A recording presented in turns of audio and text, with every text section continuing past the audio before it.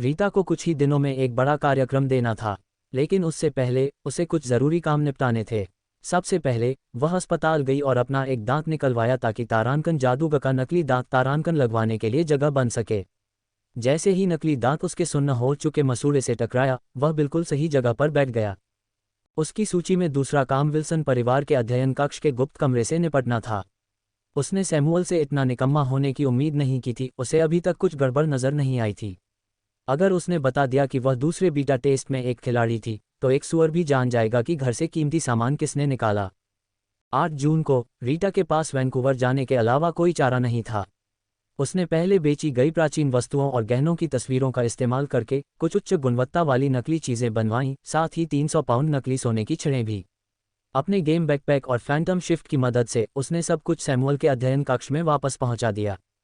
परिवार पर कोई बड़ा खर्च नहीं आ रहा था और अपने पिछले जन्म में जब वह भागकर लौटी थी, तब भी वह बूढ़ा दंपत्ति उन खजानों को इधर उधर ले जाने में व्यस्त था। हालांकि रिक उससे पिछले जन्म में लगातार पैसे मांगता था। ऐसा इसलिए था क्योंकि वह एक बीटा टेस्टर बन गया था और उसे बड़ी रकम की ज़रूरत थी। लेकिन इस बार वह सिर्फ एक साधारण 9 सेमी योद्धा था। उसे किस धन की आवश्यकता हो सकती थी? एक चक्कर लगाने के बाद 10 तारीख तक सब कुछ अपनी जगह पर आ गया। उस दिन रीटा ने सैमुअल, स्कारलेट और रिक को रिक के होटल में इकट्ठा किया। उसने जोई को भी बुलाने के बारे में सोचा, लेकिन एक कान न होने के कारण जोई उससे बात करने के मूड में नहीं थी। खैर, अगर नायिका वहां न भी हो तो कोई बात नहीं। अगर वह नायिका का विश्वास नहीं जीत सकती, तो कम से कम नायक नायिका के रिश्ते में दरार तो डाल ही सकती थी। रिक बिस्तर के किनारे पर बैठा था, उसकी आंखें झुकी हुई थीं और उसके चेहरे पर ऐसा भाव था मानो कह रहा हो, भले ही मेरा मूड खराब हो, लेकिन मैं अपनी बहन की हर इच्छा पूरी करूंगा। सबके बैठने के बाद रीटा ने होटल के कमरे का दरवाज़ा अच्छी तरह बंद कर लिया और फिर उनके पास वापस आए। रहस्यमय ढंग से अपनी आवाज़ धीमी करते हुए उसने कहा, मुझे लगता है कि मुझे रिक को ठीक करने का कोई रास्ता मिल गया है। एक क्षण में वे दो व्यक्ति जो धैर्य का दिखावा कर रहे थे लेकिन मन ही मन अधीर हो रहे थे, तथा वह व्यक्ति जो खुलेआम निराश था, सभी ने अपनी आंखें चौड़ी करके उसकी ओर देखा। रीटा ने बताया कि कुछ दिन पहले किसी का इंतजार करते हुए उसने समय बिताने के लिए एक गेम डाउनलोड किया था। उसने उसे सिर्फ 2 घंटे खेला, फिर गेम खत्म हो गया और उसका फ़ोन गायब हो गया। सबसे खास बात यह थी कि गेम में हासिल की गई चीज़ें और हुनर उसके साथ ही असली दुनिया में आ गए थे। इसे साबित करने के लिए उसने उनके सामने गेम ढूंढा, लेकिन कुछ नहीं मिला। सैमुअल और रिक, यहाँ तक कि स्कारलेट भी अपनी सांसें रोककर यह समझने की कोशिश कर रहे थे कि वे क्या सुन रहे हैं। स्कारलेट का स्वभाव बहुत गुस्सैल था और वह अक्सर आवेग में आ जाती थी, लेकिन वह रीटा को इतनी अच्छी तरह जानती थी कि वह इतनी गंभीर बात पर मजाक नहीं करेगी। अपनी आवाज़ और भी धीमी करते हुए रीटा ने अपनी जेब से एक छोटा, फटा हुआ, धूसर रंग का थैला निकाला। वह 4 स्लॉट वाला थैला जो उसे तारांकन भाग्य के पहिए तारांकन के पिछले मालिक से मिला था। सबके सामने उसने 3 लंच बॉक्स निकाले, जिनमें से हर एक थैले से कहीं बड़ा था। फिर उसने एक छोटी कांच की शीशी निकाली जो लगभग छोटी उंगली के आकार की थी और उसमें एक लाल रत्न जैसा दिखने वाला तरल भरा था। रिक को शीशी देते हुए उसने कहा, यह खेल से एक उपचार औषधि है। जल्दी से इसे पी लो और देखो कि यह काम करती है या नहीं। रिक के हाथ कांप रहे थे जब उसने शीशी ली। उसकी आंखें अविश्वास, कृतज्ञता और ईर्ष्या के जटिल मिश्रण से भरी थी जब उसने रीटा को देखा। रीटा ने आग्रह किया, जल्दी से कोशिश करो। स्कारलेट और भी ज्यादा बेचैन हो गई, बार बार रिक से उसे पीने के लिए कह रही थी। सैमुअल ने अपनी मुट्ठियां भींच लीं, मानो वह रिक के गले में जबरदस्ती दवा डाल देना चाहता हो।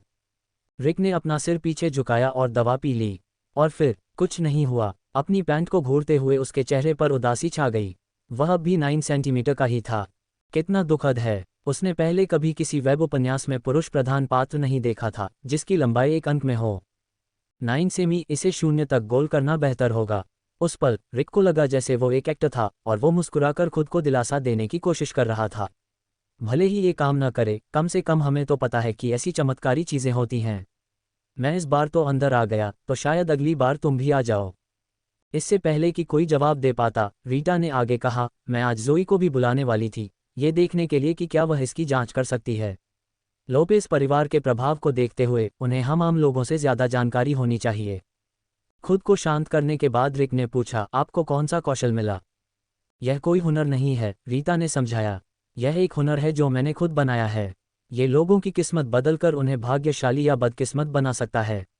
मैं इसे दिन में सिर्फ एक बार ही इस्तेमाल कर सकती हूँ। वह मुस्कुराए, कोशिश करना चाहोगी? मैं तुम्हारी किस्मत 10 पर सेट कर सकती हूँ, जो सबसे ज़्यादा है।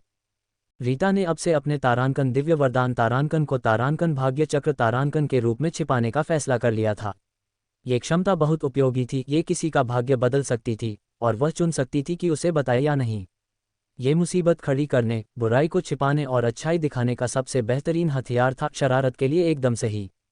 रिक दुविधा में था। ये हुनर उपयोगी तो लग रहा था, लेकिन इतना शक्तिशाली नहीं था कि लोगों के बीच गहरी खाई पैदा कर दे। फिर भी उसे इस बात का अफसोस जरूर हुआ कि यह कोई उपचारात्मक क्षमता नहीं थी। लेकिन उसकी जटिल भावनाएं जल्दी ही दूर हो गईं, ईर्ष्या भी गायब हो गई और उसके मन में सिर्फ सच्ची कृतज्ञता बची। वह सचमुच इस बात से बहुत प्रभावित हुआ कि रीटा उनके साथ इतना महत्वपूर्ण राज साझा करेगी। हालांकि रीटा हमेशा अपने लिए कुछ न कुछ रखती थी, उन्हें कभी अपना सारा पैसा नहीं देती थी, फिर भी इस पल ने उन पुरानी शिकायतों को दूर करना शुरू कर दिया। रिक ने फैसला किया कि वह ज़ोई को अब उस पर दबाव नहीं डालने देगा, वह ज़ोई को असुरक्षित महसूस कराने का कोई और तरीका ढूंढ लेगा। सैमुअल की भावनाएं भी मिली जुली थीं। उसके बेटे को ऐसी कोई सौभाग्यपूर्ण घटना क्यों नहीं मिली, लेकिन फिर उसका दिल खुश हो गया। वह उस बेटे को जानता था जिसे उसने पाला था। अगर रिक को भी ऐसी ही किस्मत मिली होती तो वह शायद उसके साथ कुछ खुशियां बांट लेता, लेकिन वह कभी सब कुछ जाहिर नहीं करता। स्कारलेट को भी ऐसा ही लगा। उसे अफसोस था कि यह सौभाग्य उसके बेटे को नहीं मिला, लेकिन वह बहुत दुखी भी थी। रीटा की मूर्खता देखकर उसका दिल भर आया कि उसने अपने परिवार को सब कुछ बता दिया। रीटा ने लंच बॉक्स खोले और सबको बातें करते हुए खाने के लिए आमंत्रित किया। फिर थोड़ी शर्मिंदगी भरी मुस्कान के साथ उसने पाउच रख दिया, यह इशारा करते हुए कि वह और कुछ नहीं बांटेगी। इस बार पहले के विपरीत रीटा की अनिच्छा ने उन्हें परेशान नहीं किया। पहले हालांकि रीटा अक्सर परिवार को पैसे देती थी, सैमुअल और रिक को लगता था कि परिवार की दौलत को देखते हुए ये कभी पर्याप्त नहीं होता। ज्यादा साझा करने की उसकी अनिच्छा ने उन्हें ये सोचने पर मजबूर कर दिया था कि वह कृतघ्न है और कुछ छिपा रही है। लेकिन अब जब उसने इतना महत्वपूर्ण राज साझा किया तो उन्हें लगा कि वह कुछ छिपा नहीं रही है, बस हमेशा की तरह मितव्ययी है। रीटा मन नहीं पढ़ सकती थी, इसलिए वह समझ नहीं पा रही थी कि ये दो चालाक बूढ़े क्या सोच रहे हैं, लेकिन वह अपनी योजना पर चलती रही, हमेशा सतर्क रही। अपने पिछले जन्म में सैमुअल और स्कारलेट दोनों ही आधिकारिक खेल आक्रमण के बाद ही खिलाड़ी बने थे और उनकी प्रतिभाएं औसत दर्जे की थीं। उसने ठान लिया था कि अगर इस बार उनमें से किसी को भी प्रतिभा की लॉटरी लग गई तो वह उन्हें तुरंत खत्म कर देगी। रात्रि भोजन के दौरान रीटा के बोलने से पहले ही सैमुअल और स्कारलेट ने रिक से आग्रह किया कि वह ज़ोई के पास जाए और जानकारी इकट्ठा करने का प्रयास करे। रीटा ने चेतावनी देते हुए कहा, लेकिन ध्यान रखें कि वह घबरा न जाए। अगर वह पहले से ही एक खिलाड़ी है तो उससे सीधे पूछने से उसे लग सकता है कि आप उसे शक की निगाह से देख रहे हैं या उसकी परीक्षा ले रहे हैं, और इससे आपके रिश्ते को नुकसान पहुंच सकता है। रिक ने बार बार सिर हिलाकर यह दर्शाया कि वह समझ गया है। सैमुअल ने फिर खेल के बारे में और पूछा और रीटा ने जो कुछ भी बता पाए वह बताया। उसने बताया कि खेल में पैसे कमाना मुश्किल था। 2 घंटे खेलने के बावजूद वह सिर्फ 2 चांदी के सिक्के और एक छोटा सा थैला ही कमा पाई थी। उसने रिक को जो उपचार औषधि दी थी वह उसने राक्षसों से लड़ने के लिए शहर से बाहर निकलने की योजना बनाने से ठीक पहले खरीदी थी, लेकिन हथियार खरीदने से पहले ही खेल समाप्त हो गया था। रिक ने गंभीर स्वर में कहा, यह खेल फिर से होने की संभावना है। हमें अभी तक इसका पैटर्न नहीं पता है। रीटा ने सिर हिलाते हुए कहा, इसके बारे में ऑनलाइन कुछ भी नहीं है। मैं बस इसलिए इस पर अटक गई क्योंकि मुझे पुरानी यादें ताज़ा हो रही थीं और मैं अपने पुराने high school game world of Warcraft को ढूंढना चाहती थी। इस गेम का नाम भी कुछ ऐसा ही था, इसलिए मैंने इसे आजमाने का फैसला किया। लेकिन इसमें कोई विज्ञापन नहीं था और ऑनलाइन कोई भी इसके बारे में बात नहीं कर रहा था। सैमुअल ने टिप्पणी की, ऐसा ही होना चाहिए। कौन ऐसी बात को गुप्त नहीं रखेगा और केवल अपने करीबी परिवार को ही बताएगा। स्कारलेट ने कहा, क्या हमें कुछ भी स्टॉक कर लेना चाहिए? मुझे लगता है कि चीज़ें जल्द ही अस्त व्यस्त हो जाएंगी। परिवार ने इस बारे में काफ़ी देर तक चर्चा की, फिर आखिरकार सब बिखर गए। रीटा ने देखा कि सैमुअल और रिक उसके साथ बेहतर और ज़्यादा ईमानदारी से पेश आ रहे थे। पहले हालांकि वे स्नेही थे, उसे हमेशा लगता था कि यह थोड़ा ज़बरदस्ती का व्यवहार है, लेकिन अब ये स्नेह ऐसा लग रहा था जैसे वे उसे सचमुच अपना मान रहे हों। कुछ दिनों बाद परिवार फिर से होटल में इकट्ठा हुआ। इस बार रिक की खबर के साथ ज़ोई का कान काट दिया गया था। रीटा के कुछ बोलने से पहले ही स्कारलेट बोली, तो फिर वह घटना क्या लोपेस परिवार के किसी दुश्मन ने की होगी? हो सकता है कि वे उस तक नहीं पहुंच पाए और अपना गुस्सा तुम पर निकाला हो। रिक के हाव भाव से पता चला कि वह भी यही सोच रहा था, लेकिन वह ऐसा आरोप लगाने वाला व्यक्ति नहीं बनना चाहता था। रीटा ने सलाह दी, चाहे ये सच हो या नहीं, आपके लिए लोपेस परिवार के साथ रहना बेहतर है। अकेले रहने की तुलना में वहां रहना ज़्यादा सुरक्षित है। लोपेज परिवार का दोष हो या ना हो, आपको तो यही मान लेना चाहिए कि उनका दोष नहीं था, है ना? उसने सोचा, लेकिन अंदर ही अंदर रिक असहज था। उसे यकीन था कि लोपेज परिवार की ही मुसीबत उस पर आ पड़ी है, लेकिन उसे ये भी चिंता थी अगर सच में लोपेज परिवार का दुश्मन था तो क्या जोई को पता था कि उसके साथ क्या हुआ था। उसे अचानक याद आया कि कैसे 6 तारीख की सुबह वह रहस्यमयी तरीके से बेहोश हो गया था। उसने शुरू में सोचा था कि यह अनियमित नींद और कम रक्त शर्करा के कारण हुआ होगा, लेकिन क्या होगा अगर लोपेज परिवार के दुश्मनों ने किसी तरह उसे गेम खेलने से रोक दिया हो। नहीं, ये बात समझ में नहीं आई। उस समय तो उसे खेल के बारे में पता भी नहीं था, वह तो बस समय बिताने के लिए कुछ छोटे छोटे वीडियो देखने के मूड में था। रिक सोफे पर पीछे झुक गया, मानो हार मान गया हो। ठीक जैसा रीटा ने कहा था, चाहे सच हो या झूठ, वह क्या कर सकता था? योजक चिन्ह योजक चिन्ह योजक चिन्ह। हालांकि सब कुछ ठीक चल रहा था, रीटा की परेशानियां भी कम नहीं थीं। तारांकन तारांकन गोल्ड स्मिथिंग तारांकन कौशल स्पष्ट रूप से एक गॉब्लिन विशिष्ट क्षमता के रूप में चिन्हित था। हालांकि उसने इसे सीखा था, लेकिन खेल छोड़ने पर यह धूसर हो गया। वह इसका उपयोग केवल अपने भेष कौशल का उपयोग करके गॉब्लिन में बदलने के बाद ही कर सकती थी, जिसके बाद ये कौशल सक्रिय हो जाता था। भेष कौशल अविश्वसनीय रूप से उपयोगी था, लेकिन इसकी कूलडाउन अवधि बहुत लंबी थी, वह इसे दिन में केवल 4 बार ही इस्तेमाल कर सकती थी। अपनी दैनिक गतिविधियों को प्रभावित होने से बचाने के लिए रीटा ने एक दिनचर्या अपना ली थी। हर रात वह सोने से 10 मिनट पहले एक हरे रंग की चमड़ी वाले भूत का रूप धारण कर लेती थी, अपने बिस्तर के किनारे बैठ जाती थी और सोने से पहले 3 सोने के सिक्के गढ़ती थी। जब तक वह जागती तब तक कौशल का कूलडाउन समाप्त हो चुका होता। एक भूत में तब्दील होने के बाद उसने न केवल अपनी दैनिक स्वर्ण कारीगरी का प्रदर्शन किया, बल्कि जोई और सांचेज के शयन कक्षों में घुसने के लिए तारांकन फैंटम शिफ्ट तारांकन का भी इस्तेमाल किया तथा 60% स्वास्थ्य शेष रहने पर घर लौटने से पहले केवल एक एक वस्तु चुराए। लेकिन सिर्फ 2 दिन बाद उसे पता चला कि जोई के बेडरूम में और लगभग पूरी लोपेज एस्टेट में एक धुंध प्रणाली लगी हुई थी जो किसी तरह की भाप का छिड़काव करती थी। सिर्फ बगीचे या हवेली के अंदरूनी हिस्से में ही नहीं, हर कमरे में यह उपकरण लगा हुआ था।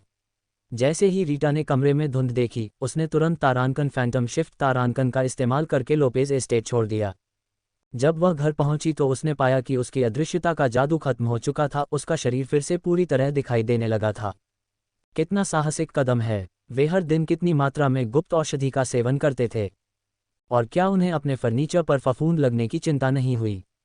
चाहे धुंध कितनी भी बारीक हो या फर्नीचर कितना भी अच्छा क्यों न हो, इस तरह लगातार छिड़काव करने से अंततः वह खराब हो ही जाएगा। लेकिन इससे कोई फर्क नहीं पड़ा। रीटा ने एक और अदृश्यता की औषधि पी ली और लोपेज एस्टेट लौट आए, इस बार जोई के बिस्तर के नीचे छिपकर। अगर वह दिखाई भी दे जाए तो भी कोई फर्क नहीं पड़ता, वह चोरी करेगी और फिर तुरंत चली जाएगी। बिस्तर के नीचे से झांककर रीटा को सुकून मिला जब उसने देखा कि लोपेज की संपत्ति में कोई अफरा तफरी नहीं मची थी। ऐसा लग रहा था जैसे उसे पहले कभी पकड़ा नहीं गया था। उसे यकीन नहीं था कि जोई के कमरे में कैमरे लगे हैं या नहीं, लेकिन इससे कोई फर्क नहीं पड़ता था।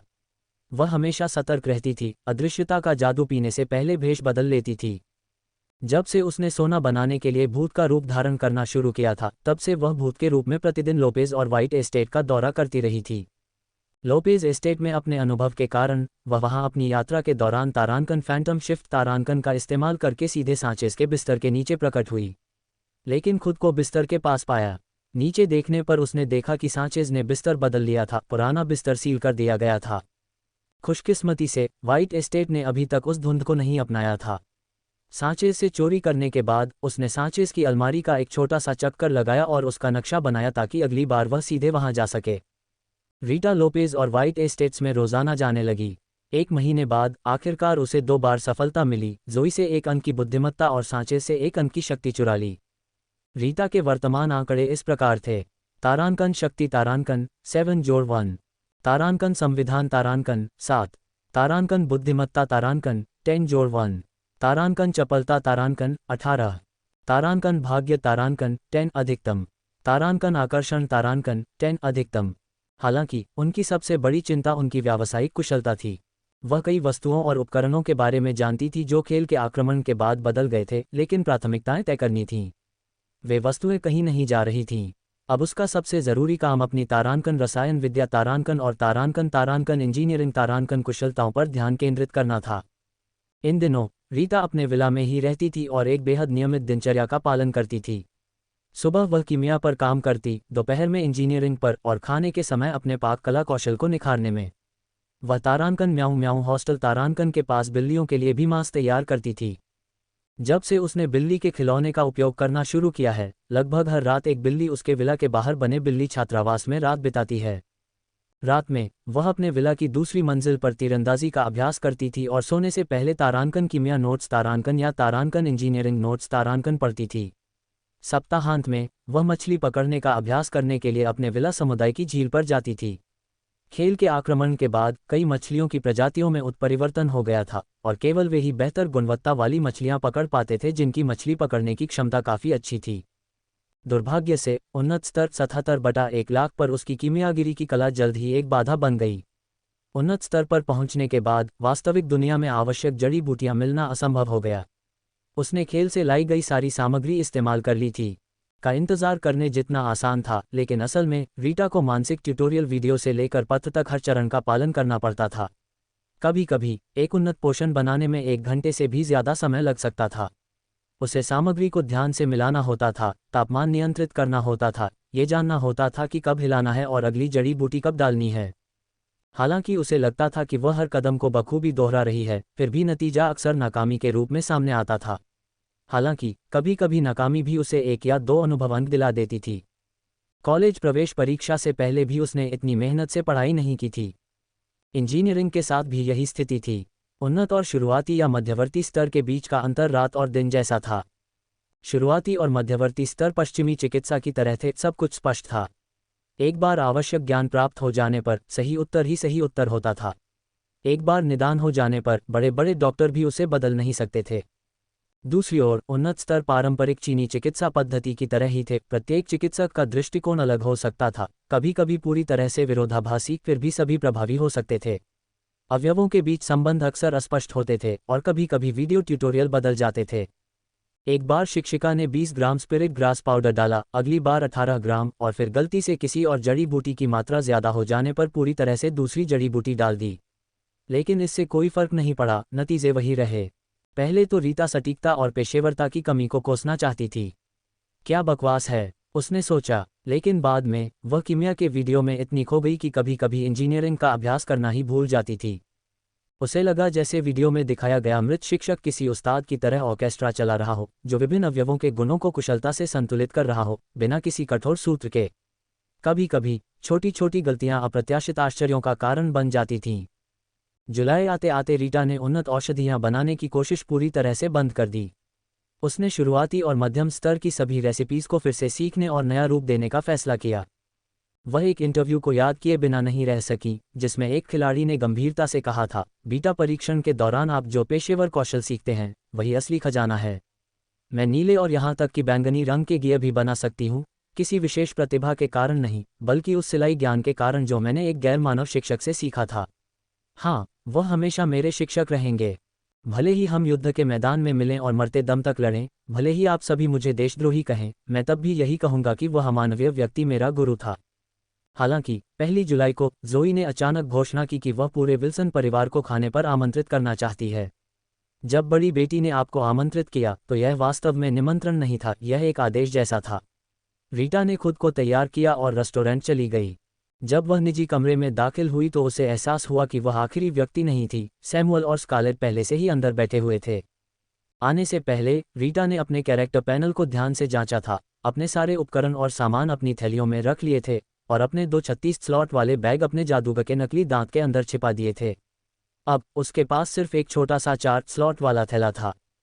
आधे घंटे बाद अंगरक्षकों ने दरवाजा खोला और मोनोकल पहने ज़ोई सबसे पहले अंदर आई। रीटा, सैमुएल और स्कारलेट सभी ने मुस्कुराकर उसका स्वागत किया। ज़ोई ने अपना हेयर स्टाइल बदल लिया था।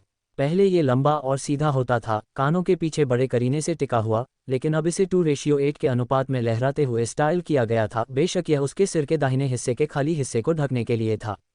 शायद हाल ही की निराशाओं के कारण उसकी सामान्य शालीनता और संयम की जगह एक उदास भाव ने ले ली थी, जो रिक के चेहरे के चिंताग्रस्त भाव से मेल खा रहा था। ये लगभग हास्यास्पद था। वह अब 9 सेमी लंबा योद्धा था और उसकी एक कान गायब थी। कौन इनकार कर सकता था कि वे एकदम सही जोड़ी थे। रीटा ने ज़ोई के नए मोनोकल पर ज्यादा ध्यान नहीं दिया। वह आसानी से अंदाजा लगा सकती थी कि शायद ये किसी तरह की चीज़ होगी, वरना कान से वंचित व्यक्ति कान में लगाने वाली किसी भी चीज़ को मनोवैज्ञानिक रूप से अस्वीकार कर देता। हर बार जब जोई मोनोकल पहनती या उतारती तो यह उसके लिए मनोवैज्ञानिक पीड़ा होती, भले ही वह सिर्फ मोनोकल ही क्यों न हो। जोई का मोनोकल वाकई एक डिक्टेशन आइटम था। हालांकि यह रीटा द्वारा पहले हासिल किए गए तारांकन चावेज मास्क तारांकन जितना अच्छा नहीं था, फिर भी यह एक बी ग्रेड आइटम था। डिक्टेशन उपकरण दुर्लभ थे, इसलिए बी ग्रेड वाला उपकरण मिलना एक बड़ी उपलब्धि थी, खासकर ये देखते हुए कि लोपेस परिवार की 3 शाखाओं ने अपने संसाधन जुटाए थे और 10 से ज़्यादा लोगों को बीटा टेस्ट में भेजा था। दरअसल पहले बीटा टेस्ट में एक ग्रेड आइटम मिलना सचमुच किस्मत का खेल था। उसके 2 भाई, खैर छोड़ो भी, पहले बीटा टेस्ट के बारे में सोचने का कोई मतलब नहीं था, खासकर जब उसने उसे उसके खोए हुए कान की याद दिला दी। जैसे ही वह अंदर दाखिल हुई, जोई ने रीटा पर अपनी जांच वस्तु का प्रयोग किया, लेकिन उसने केवल वही देखा जो रीटा उसे दिखाना चाहती थी। तारांकन चरित्र तारांकन, रीटा स्तर 0.001%। तारांकन दिव्य उपहार तारांकन, अज्ञात। तारांकन जाति तारांकन, मानव। तारांकन नस्लीय प्रतिभा तारांकन, पता न चलने वाला। तारांकन एचपी तारांकन, 100/100। तारांकन एमपी तारांकन, 100/100। तारांकन शक्ति तारांकन, 5। तारांकन संविधान तारांकन, 7। तारांकन बुद्धिमत्ता तारांकन, 7। तारांकन चपलता तारांकन, 7। तारांकन भाग्य तारांकन। तारांकन आकर्षण तारांकन। रीटा को जरा भी अंदाजा नहीं था कि जोई का मोनोकल इतना कमजोर था। उसकी सारी सहज और चालाक हरकतें आखिरकार मानो किसी अंधे दर्शक के सामने प्रदर्शन कर रही हों। 0.001% अनुभव को देखते हुए जोई ने रिक द्वारा बताई गई अधिकांश बातों पर विश्वास कर लिया। रीटा ने जोई के चेहरे पर नरमी देखी और रिक ने उसे आंख मारी। रीटा, तारांकन तारांकन घृणित। तारांकन तारांकन। हाल ही में रिक जोई से कोई भी उपयोगी जानकारी प्राप्त करने में असमर्थ रहा था, इसलिए कल उसने सीधे तौर पर उसे बताया कि वह खेल के बारे में जानता है। रीटा ने उसे बताया था। वह ये नहीं बताना चाहता था कि रीटा ने जोई को क्यों नहीं बताया, लेकिन जोई ने जब पूछा कि रीटा ने उसे कब बताया था तो उसे हैरानी हुई। रिक ने बताया कि 9 या 10 तारीख के आसपास। जोई के चेहरे पर तुरंत ही भाव आ गए, क्योंकि उसे याद आया कि रीटा ने उस दिन उसे मैसेज करके होटल आने को कहा था, क्योंकि उसे रीटा और रिक दोनों को कुछ ज़रूरी बात बतानी थी। लेकिन वह बहुत व्यस्त थी, एक कान और अपने परिवार का आधा सोना गंवाने के बाद वह अपने होने वाले पति की बहन से मिलने के मूड में बिल्कुल नहीं थी। रिक ने जल्दी से कहा, हाँ, उसने तुम्हें आमंत्रित किया था। वह केवल परिवार पर भरोसा करती है। जोई, हम परिवार हैं, है ना? इस वजह से जोई ने रिक के खिलाफ अपनी सारी शिकायतें पूरी तरह से भुला दी थीं। हालांकि उसे अब भी लगता था कि रीटा थोड़ी नासमझ है कि उसने किसी ऐसे व्यक्ति को बताया जिसने अभी तक उसके भाई से शादी भी नहीं की थी, फिर भी उसे यह बात प्यारी लगी। रीटा तो उन्हें परिवार ही मानती होगी। जोई उसे आकर्षक रूप से भोली भाली समझती थी। आज जोई बस रीटा की कहानी की सच्चाई की पुष्टि करना चाहती थी। हालांकि उसने महीनों पहले रीटा का परीक्षण किया था, लेकिन उस समय उसके पास कोई जांच उपकरण नहीं था। यद्यपि वह दिव्य उपहार को नहीं देख सकी, रीटा का अनुभव केवल 0.001% था, इसलिए ऐसा प्रतीत हुआ कि उसने वास्तव में ज़्यादा नहीं खेला था, जैसा कि उसने दावा किया था। हालांकि जोई ने रिक को बीटा टेस्ट में अपनी भागीदारी के बारे में नहीं बताया। ऐसी बातें न कहना ही बेहतर था। अगर उसने ये बातें पहले किसी और से सुनी होती तो इससे उनके रिश्ते पर बुरा असर पड़ सकता था। हालांकि उसने रिक को ज़्यादा गंभीरता से नहीं लिया, लेकिन बेवजह झगड़ा करने की कोई ज़रूरत नहीं थी। जोई को इस बात की परवाह नहीं थी कि रिक को आखिरकार पता चलेगा या नहीं कि उसने उससे कुछ छुपाया था। उसे रिक का चेहरा सचमुच पसंद था, बस इतना ही। दिन खत्म होने तक जोई ने अभी तक ये नहीं बताया था कि वह पहले से ही एक खिलाड़ी है। इसके बजाय उसने वादा किया कि वह कोई भी नई जानकारी उनके साथ साझा करेगी। उसने ये भी अनुरोध किया कि अगर वह खेल में वापस आ पाती है तो रीटा उसे सूचित करे। जोई लोपेस परिवार की सुरक्षा व्यवस्था को व्यवस्थित करने में व्यस्त थी, क्योंकि उसने हाल ही में एक और विशेषता बिंदु खो दिया था। उसके भाइयों ने उसे यकीन दिलाया था कि यह अस्थायी था और खेल की अस्थिरता के कारण था, लेकिन जोई को इस बात पर पूरा यकीन नहीं था। अगर यह सिर्फ खेल की एक गड़बड़ी थी तो उसके भाइयों ने कोई विशेषता अंक क्यों नहीं गंवाए। जोई को विदा करने के बाद रिक निजी कमरे में लौट आया, उसका चेहरा ठंडा था।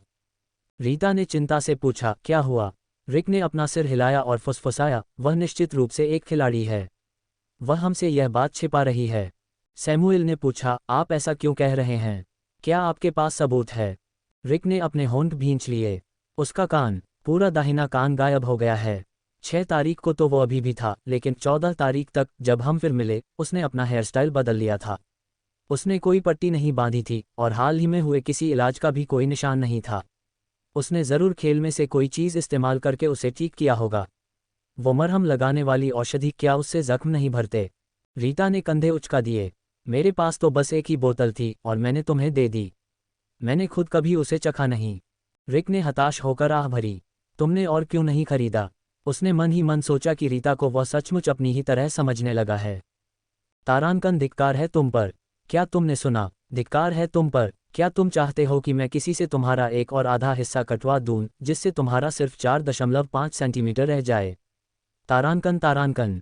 रीटा ने गुस्से में कोक का गिलास पीते हुए अपने चेहरे पर मुस्कान बनाए रखी। जोई और रिक से निपटने के बाद रीटा पढ़ाई करने के लिए विला में वापस नहीं गई। जोई के चश्मे ने उसे बहुत बेचैन कर दिया था। चावेज का मुखौटा अब उसे पहले जैसी सुरक्षा का एहसास नहीं दे रहा था। हालांकि अभी तक एस रैंक से नीचे की कोई भी वस्तु मुखौटे पर मौजूद बदली हुई जानकारी को भेद नहीं सकती थी, लेकिन क्या होगा? क्या होगा अगर कोई इतना भाग्यशाली हो जाए कि उसे पहले बीटा परीक्षण में एस रैंक वाली डिटेक्शन वस्तु मिल जाए? तार्किक रूप से वह जानती थी कि ऐसा होना असंभव है। पिछले जन्म में उसने जो सबसे अच्छी खोजी वस्तु देखी थी वह केवल ए रैंक की थी, जो चावेज के चश्मे जैसी थी, लेकिन वह उस पर दांव नहीं लगा सकती थी। किसी के द्वारा उसके दिव्य उपहार को उजागर करने के विचार ने उसे बेचैन कर दिया। डिटेक्शन आइटम और उपकरण दुर्लभ होने का क्या हुआ? पहले बीटा टेस्ट में सांचेज को ए रैंक वाली वस्तु कैसे मिली, और अब दूसरे टेस्ट में जोई के पास अज्ञात रैंक की एक और डिटेक्शन वस्तु कैसे है? वह ये कल्पना भी नहीं करना चाहती थी कि कोई उसके ऊपर एस रैंक डिटेक्शन आइटम का उपयोग कर रहा है, तथा उसके सिर के ऊपर उसका व्यक्तिगत पैनल प्रकाशित हो रहा है, जिससे पता चल रहा है कि उसके दिव्य उपहार उसकी विशेषताओं से कहीं अधिक हैं। रीता आधी रात तक करवटें बदलती रही, उसे नींद ही नहीं आई। आखिरकार वह उठी और सामान पैक करने लगी। उसने तय किया कि कल वह मुख्य पात्र की तीसरी औरत ढूंढने जाएगी। चावेज का मुखौटा मुख्य पत्नी के पास था, चश्मा दूसरी पत्नी के पास, शायद आखिरी चीज सबसे छोटी पत्नी के पास थी। बेशक रीटा मुख्य पात्र की सबसे छोटी पत्नी को जानती थी। ये तीसरी पत्नी सिर्फ इसलिए हार गई क्योंकि वह कहानी में बाद में दिखाई देती है, लेकिन उसके परिवार की ताकत लोपेज और वाइट परिवारों से कम नहीं थी। टेलर परिवार का प्रभाव बी सिटी में केंद्रित था। खेल के आक्रमण के दूसरे वर्ष के दौरान टेलर परिवार को अन्य परिवारों के गठबंधन द्वारा बी सिटी से बाहर निकाल दिया गया और लॉस एंजल्स में वापस भेज दिया गया, जहां उन्होंने पहले से ही पैर जमा लिए थे। वह सोचे बिना नहीं रह सकी, तारानकन, क्या लॉस एंजल्स कूड़ाघर है? तुम कहते हो कि तुम जा रहे हो और अचानक यहाँ आ गए। तारानकन, तारानकन। लेकिन अभी भी सुबह थी और रीटा ने अभी तक अपने रोजाना के सोने के सिक्के नहीं बनाए थे। वह एक भूत में बदल गई, 3 सिक्के बनाए और फिर अदृश्य होते हुए जोई के कमरे में चली गई। वहां कोई नहीं था। इधर उधर ढूंढने के बाद उसने लोपेज बंधुओं से संपर्क करने का फैसला किया। अगर जोई वहां नहीं होती तो शायद खाली हाथ जाना ठीक नहीं होता। हाल ही में रीटा काफी साहसी हो गई थी।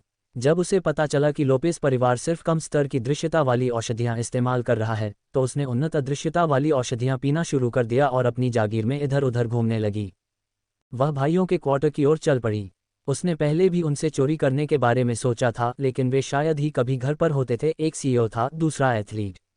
लेकिन आज रात उसने दूसरे बीटा टेस्ट के बाद पहली बार दूसरे भाई थियोडोर को घर पर पाया। अपने पिछले जन्म में थियोडोर एक बेहतरीन तीरंदाज थी और खेल के शुरू होने के 1 महीने के अंदर ही लोपेज परिवार की सबसे ताकतवर योद्धाओं में से एक बन गई।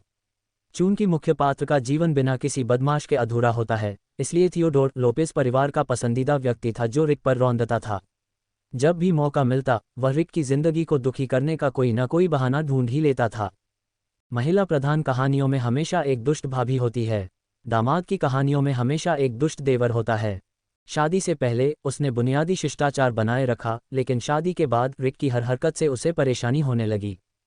लेकिन जोई के संरक्षण में थियोडोर ज्यादा दूर नहीं जा सकता था, इसलिए वह कभी कभी अपना ध्यान रीटा पर केंद्रित कर लेता था।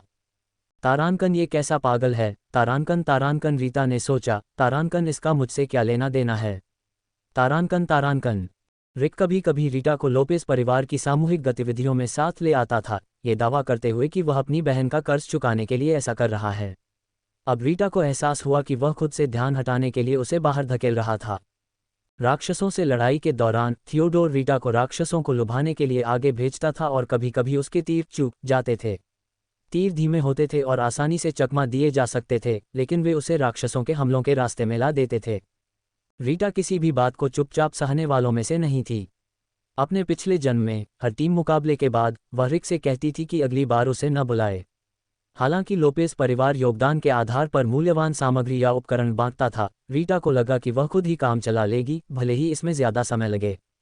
हर बार रिक उसे लूट का अपना हिस्सा दे देता, माफी मांगता और कहता कि वह अपनी बहन की मदद सिर्फ इसलिए करना चाहता था क्योंकि उसे परिवार की याद आती है। फिर वह थियोडोर की शिकायत करता, उसके हुनर और व्यक्तित्व के बारे में बताता और उससे दूर रहने की गुजारिश करता। उस समय रीटा को कई तरह की भावनाएं महसूस हुई थीं, हृदय विदारक, क्षुब्ध, पर ज्यादातर गुस्सा। तारानकन, तुम तकलीफ में हो तो तुम चाहती हो कि मैं भी तकलीफ में रहूं। क्या तुम ही शादी कर रही हो या मैं? तारानकन। लेकिन अब रिक के असली स्वभाव को देखकर वह सोचने से खुद को रोक नहीं पाई। तारानकन, क्या रिक मुझे थियोडोर से नफरत करवाने की कोशिश कर रहा था, ये सोचकर कि मैं उसे हरा दूंगी? और जब उसे एहसास हुआ कि मैं उसके झांसे में नहीं आ रही, तो उसने मुझे लोपेज परिवार के कार्यक्रमों में बुलाना बंद कर दिया। तारानकन, धिक्कार है। अगर ऐसा है तो तुमने मुझे सीधे क्यों नहीं बताया? तारानकन, मैं भले ही दूसरों को नुकसान पहुंचाने के लिए अपनी हद से बाहर न जाऊं, लेकिन मुझ पर किसी भी नैतिक नियम का कोई बोझ नहीं है। अगर आपने मुझसे पूछा होता और मुझे यकीन दिलाया होता तो मैं मान जाता। तारानकन। अपने बिस्तर पर सो रहे थियोडोर को घूरते हुए रीटा का गुस्सा और बढ़ता गया। ओलंपिक खत्म हो चुके थे और अगला ओलंपिक 1980 तक नहीं था। यह इतना दूर था कि रीटा को खुद को रोकने की कोई ज़रूरत नहीं महसूस हुई। उसने तारानकन भाग्य का पहिया तारानकन इस्तेमाल करके थियोडोर की किस्मत को एक परला दिया और फिर बार बार तारानकन मुझे ये चाहिए, ये और ये तारानकन कहना शुरू कर दिया। आज रात सोने का उसका कोई इरादा नहीं था। थियोडोर से निपटने के बाद वह सांचेज से मिलने जाएगी और फिर सीधे हवाई अड्डे के लिए रवाना होगी। 1 घंटे से ज्यादा समय तक चोरी करने के बाद उसने थियोडोर से चपलता के 3 अंक और बुद्धिमत्ता के 1 अंक हासिल कर लिए थे। संतुष्ट होकर वह रुक गई। तारानकन बुद्धिमत्ता तारानकन 11 जोड़ 1, तारानकन चपलता तारानकन 18 जोड़ 3। अब केवल चपलता का गुण ही पूर्णतया चपल स्तर 2 खिलाड़ी के बराबर हो गया है। फिर भी वह अभी भी केवल स्तर 0 पर थी। रीटा का इरादा थियोडोर को सीधे मारने का नहीं था। आखिरकार उसे नायक के हाथों ही अपनी जान गंवानी पड़ी। वह सांचेज को पसंद करता था और इस तरह की कहानी में यही उसकी किस्मत तय करता था। इतना ही नहीं, अपनी मौत से पहले उसने नायक को खूब परेशान किया, उसे फंसाने से लेकर उस पर अत्याचार करने, उसका मजाक उड़ाने और उसकी चीजें चुराने तक। वह भी कहानी की दुष्ट भाभी की तरह था, लेकिन एक दुष्ट देवर के रूप में। उससे 4 विशेषता अंक चुराने के बाद रीटा खुद को थियोडोर के सामान में कुछ उपयोगी देखने के लिए टटोलने से नहीं रोक पाए। उसे हैरानी हुई जब उसे एक गंदी सफ़ेद बेल्ट मिली जिसने संविधान में जोड़ 1 जोड़ दिया। ये वह बोनस नहीं था जिस पर वह हंस रही थी, बल्कि यह तथ्य था कि बेल्ट ऐसी लग रही थी जैसे उसे 10 साल तक सुअर की चर्बी में भिगोकर हवा में सुखाया गया हो। ये कपड़े की बेल्ट थी, लेकिन इतनी गंदगी के बाद ये चमड़े जैसी लग रही थी। उसने उसे फिर भी अपने बैग में रख लिया, शायद इससे कुछ चांदी के सिक्के मिल जाएं। लोपेज हवेली से निकलने के बाद रीटा सांचेज की अलमारी पर एक नज़र पड़ी। हाल ही में व्हाइट परिवार ने लोपेज एस्टेट की तरह ही मिस्ट स्प्रेयर लगवाए थे जिनमें दिखने वाले पोषण थे, लेकिन लोपेज परिवार की तरह वे भी बुनियादी स्तर के पोषण इस्तेमाल कर रहे थे।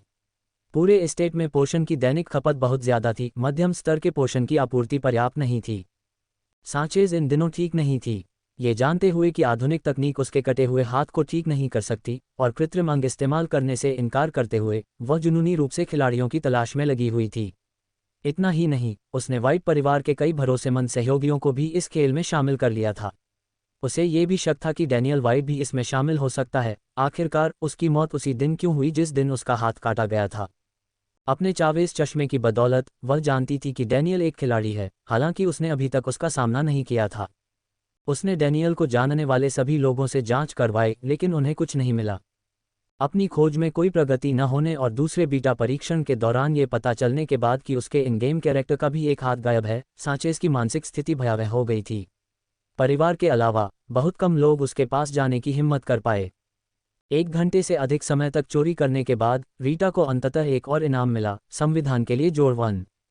संतुष्ट होकर वह अपने विला में लौटी, एक बड़ा कप कॉफी गटक गई और अपने घर के बाहर बिल्लियों के लिए 3 बड़े कटोरे में मांस पकाया। उसने बिल्ली के घर में बैठी तीनों बिल्लियों के सिरों को थपथपाया, फिर खुद गाड़ी चलाकर हवाई अड्डे की ओर चल पड़ी। हालांकि वह तारानकन फैंटम शिफ्ट तारानकन का इस्तेमाल करके सीधे हवाई अड्डे तक पहुंच सकती थी, फिर भी वह शक पैदा करने का जोखिम नहीं उठाना चाहती थी। किसी भी संदिग्ध चीज के लिए वह एक सामान्य व्यक्ति की तरह व्यवहार करती थी, ये सुनिश्चित करते हुए कि उसकी गतिविधियों का पता लगाया जा सके। हवाई अड्डे पर उसने सैमुअल और बाकी लोगों को संदेश भेजकर बताया कि वह बीजिंग जा रही है। उसने बताया कि उसे एक ऑनलाइन फोरम पर खिलाड़ियों के बारे में संभावित सुराग मिले हैं और वह जांच करना चाहती है। उन्होंने बिना किसी सवाल के उस पर विश्वास कर लिया। जब वह जहाज पर चढ़ने का इंतजार कर रही थी, रीटा ने अपनी आंखें बंद कर लीं और अपने मृत गुरु के वीडियो को मन ही मन दोहराया, जिसमें वह बुनियादी औषधियां बनाने का तरीका दिखा रहा था। एक झिझकती हुई आवाज़ ने उसके विचारों को बाधित किया। यह एक युवा लड़की थी जो पूछ रही थी कि क्या वह रीटा है। रीटा स्तब्ध रह गई। उसका दिमाग तेजी से अपने पिछले जीवन से भागे हुए दुश्मनों और साथियों के चेहरों को स्कैन कर रहा था, लेकिन उनमें से कोई भी इस लड़की से मेल नहीं खा रहा था। लंबी खामोशी ने लड़की को बेचैन कर दिया और उसने माफ़ी मांगी, ये सोचकर कि उसने रीटा को परेशान कर दिया है। मुझे माफ़ कर दो, मेरा तुम्हें परेशान करने का कोई इरादा नहीं था। मैं खुद को रोक नहीं पाई। बहुत समय हो गया है, तुम्हारी कोई खबर नहीं मिली। एक प्रशंसक। अब वो बात बहुत दूर की लग रही थी। कितनी शुद्ध, बेढंगी प्रशंसा। रीटा ने अपना मुखौटा उतारा और उस लड़की से थोड़ी देर बातें की, यहाँ तक कि उसके लिए कॉफ़ी भी खरीदी। हालांकि तरह तरह के अजीबोगरीब दिव्य उपहारों का सामना करने के बाद उसने किसी भी चीज़ पर हस्ताक्षर करने से इनकार कर दिया। विमान में चढ़ने के बाद भी रीटा उस घटना के बारे में सोच रही थी। मनोरंजन जगत की वो पुरानी मुसीबतें मानो सदियों पहले घटित हुई हों। यहाँ तक कि अमेलिया का उसे नशीला पदार्थ देकर उस मुर्दे के बिस्तर पर भेजना भी अब बचकानी चाल लग रही थी। आखिरकार टेलर परिवार के भाई बहन की जोड़ी कैमिला और हेनरी टेलर द्वारा उसे लगभग धोखे से एक कल्पित बिस्तर पर धकेल दिया गया था। ज़ोई भले ही दुष्ट रही हो, लेकिन उसकी चालें मुख्यतः शक्ति का इस्तेमाल करने के लिए थीं, दूसरों से रीटा के संसाधन चुराना, या रीटा की ज़रूरत की सारी सामग्री खरीदना, या उच्च स्तरीय खोज की वस्तुएं छीनना।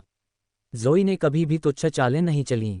सांचेज़ बहुत क्रूर थी। अगर उसे किसी से नफरत होती तो वह गालियां देने के बजाय उसे पीटती।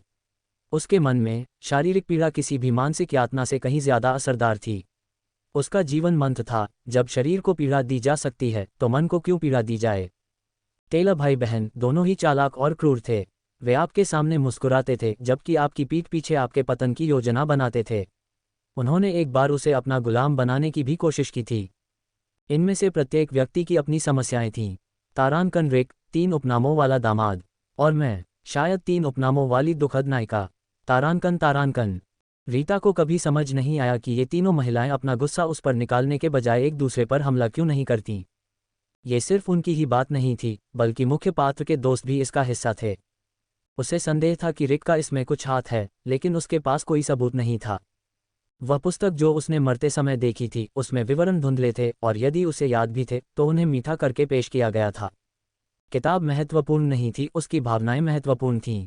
टेलर भाई बहन निश्चित रूप से एक अच्छे सबक के हकदार थे। योजक चिन्ह। बी सिटी में खड़े होकर रीटा ने अपने हत्यारे से संपर्क किया और पूछा कि क्या वह भूमिगत बाजार का रास्ता जानता है। हिटमैन, एक्स बैंक में जाओ, एक्स किलोमीटर उत्तर की ओर चलो और तुम्हें एक मैकडॉनल्ड्स मिलेगा। अंदर जाओ और क्रेजी वेडनेसडे स्पेशल के बारे में पूछो। अगर वे कहते हैं कि उनके पास यह नहीं है तो $2 का कोन मांगो, लेकिन कहो कि तुम्हें कोन नहीं, सिर्फ कप में आइसक्रीम चाहिए। वे तुम्हें वहां ले जाएंगे। रीटा, ऐसा क्यों है कि लॉस एंजल्स के भूमिगत बाजार में सही बार का पिछला दरवाजा ढूंढने के लिए मुझे ही जरूरत पड़ती है। हिटमैन, ऐसा इसलिए है क्योंकि आपने वास्तव में एलए के भूमिगत बाजार में प्रवेश नहीं किया है। रीटा, अपना सिर पकड़े हुए, असंभव, बिल्कुल असंभव। तारानकन, मैंने एक आदमी को गोली मारने के लिए किसी को काम पर रखा था, और आप मुझे बता रहे हैं कि वह भूमिगत बाजार नहीं था। तारानकन। हिटमैन, हाँ, तुम्हारी किस्मत अच्छी थी। मैं वहाँ कॉफ़ी पीने गया था।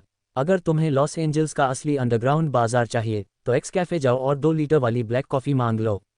जब वे कहें कि उनके पास इतनी बड़ी कॉफ़ी नहीं है तो कह देना कि तुम अपनी कॉफ़ी खुद लाए हो। फिर उन्हें 1 ग्राम सोने का टुकड़ा दे दो और वे तुम्हें अंदर ले जाएंगे। रीटा कुछ देर चुप रही, फिर आह भरते हुए बोली, तुम सचमुच सच्चे हो। हिटमैन, हाँ, मुझे कभी भी कॉल करें। और इतना कहकर उसने फ़ोन काट दिया। तारानकन, क्या वो अब मेरे साथ फ्लर्ट कर रहा है? तारानकन, रीटा ने ठंडी मुस्कान के साथ सोचा। तारानकन, मानो मैं तुम्हें वापस बुला रही हूँ। तारानकन। कुछ ही मिनटों बाद रीटा फुटपाथ पर बैठी हुई पुनः हत्यारे को बुला रही थी। वह अपनी हताशा को कम करने के लिए शराब पीने पर विचार कर रही थी। हिटमैन, क्या हुआ, अंदर नहीं पहुंचे? रीटा सड़क के उस पार मैकडॉनल्ड्स को घूरते हुए बोली, नहीं। वह आदमी मुझे एक दरवाजे तक ले गया और फिर हम एक दूसरे को घूरते रहे। मुझे लगा कि मुझे पता है कि क्या करना है। मैंने पैसों की एक गड्डी निकाली और उसे दे दी, लेकिन उसने नहीं ली। फिर उसने मुझे बाहर निकाल दिया। हिटमैन, वे नकद नहीं लेते, केवल सोना। आपको इसकी 2 ग्राम आवश्यकता होगी। रीता, तुमने यह बात पहले क्यों नहीं कही? हिटमैन, मैं चाहता था कि आप मेरी ईमानदारी की सराहना करें। रीटा ने बिना समय गंवाए एक मसाज पार्लर ढूंढा और 3 घंटे का सेशन बुक कर लिया। आराम करने और मसाज करवाने के बाद उसने थोड़ी नींद भी ली। उसने आज रात देर तक आराम करने का इरादा नहीं किया था। समय की कमी थी और वह जल्दी से अपना काम खत्म करना चाहती थी ताकि घर लौटकर अपनी कीमियागिरी के हुनर को और निखार सके। 3 जुलाई आ चुकी थी और तीसरा बीटा परीक्षण 10 अक्टूबर से शुरू होने वाला था। उससे पहले उसे अपनी कीमिया का स्तर जितना हो सके उतना बढ़ाना था।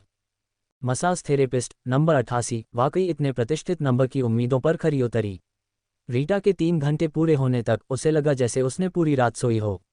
उसने थेरेपिस्ट की तरफ देखा और सोचा कि जब खेल शुरू होगा तो इस व्यक्ति का मसाज कौशल सचमुच एक खेल कौशल बन जाएगा। रीता ने बाद में होटल ढूंढने की जहमत नहीं उठाई। मसाज पार्लर में अतिरिक्त शुल्क पर रात भर रुकने की सुविधा थी।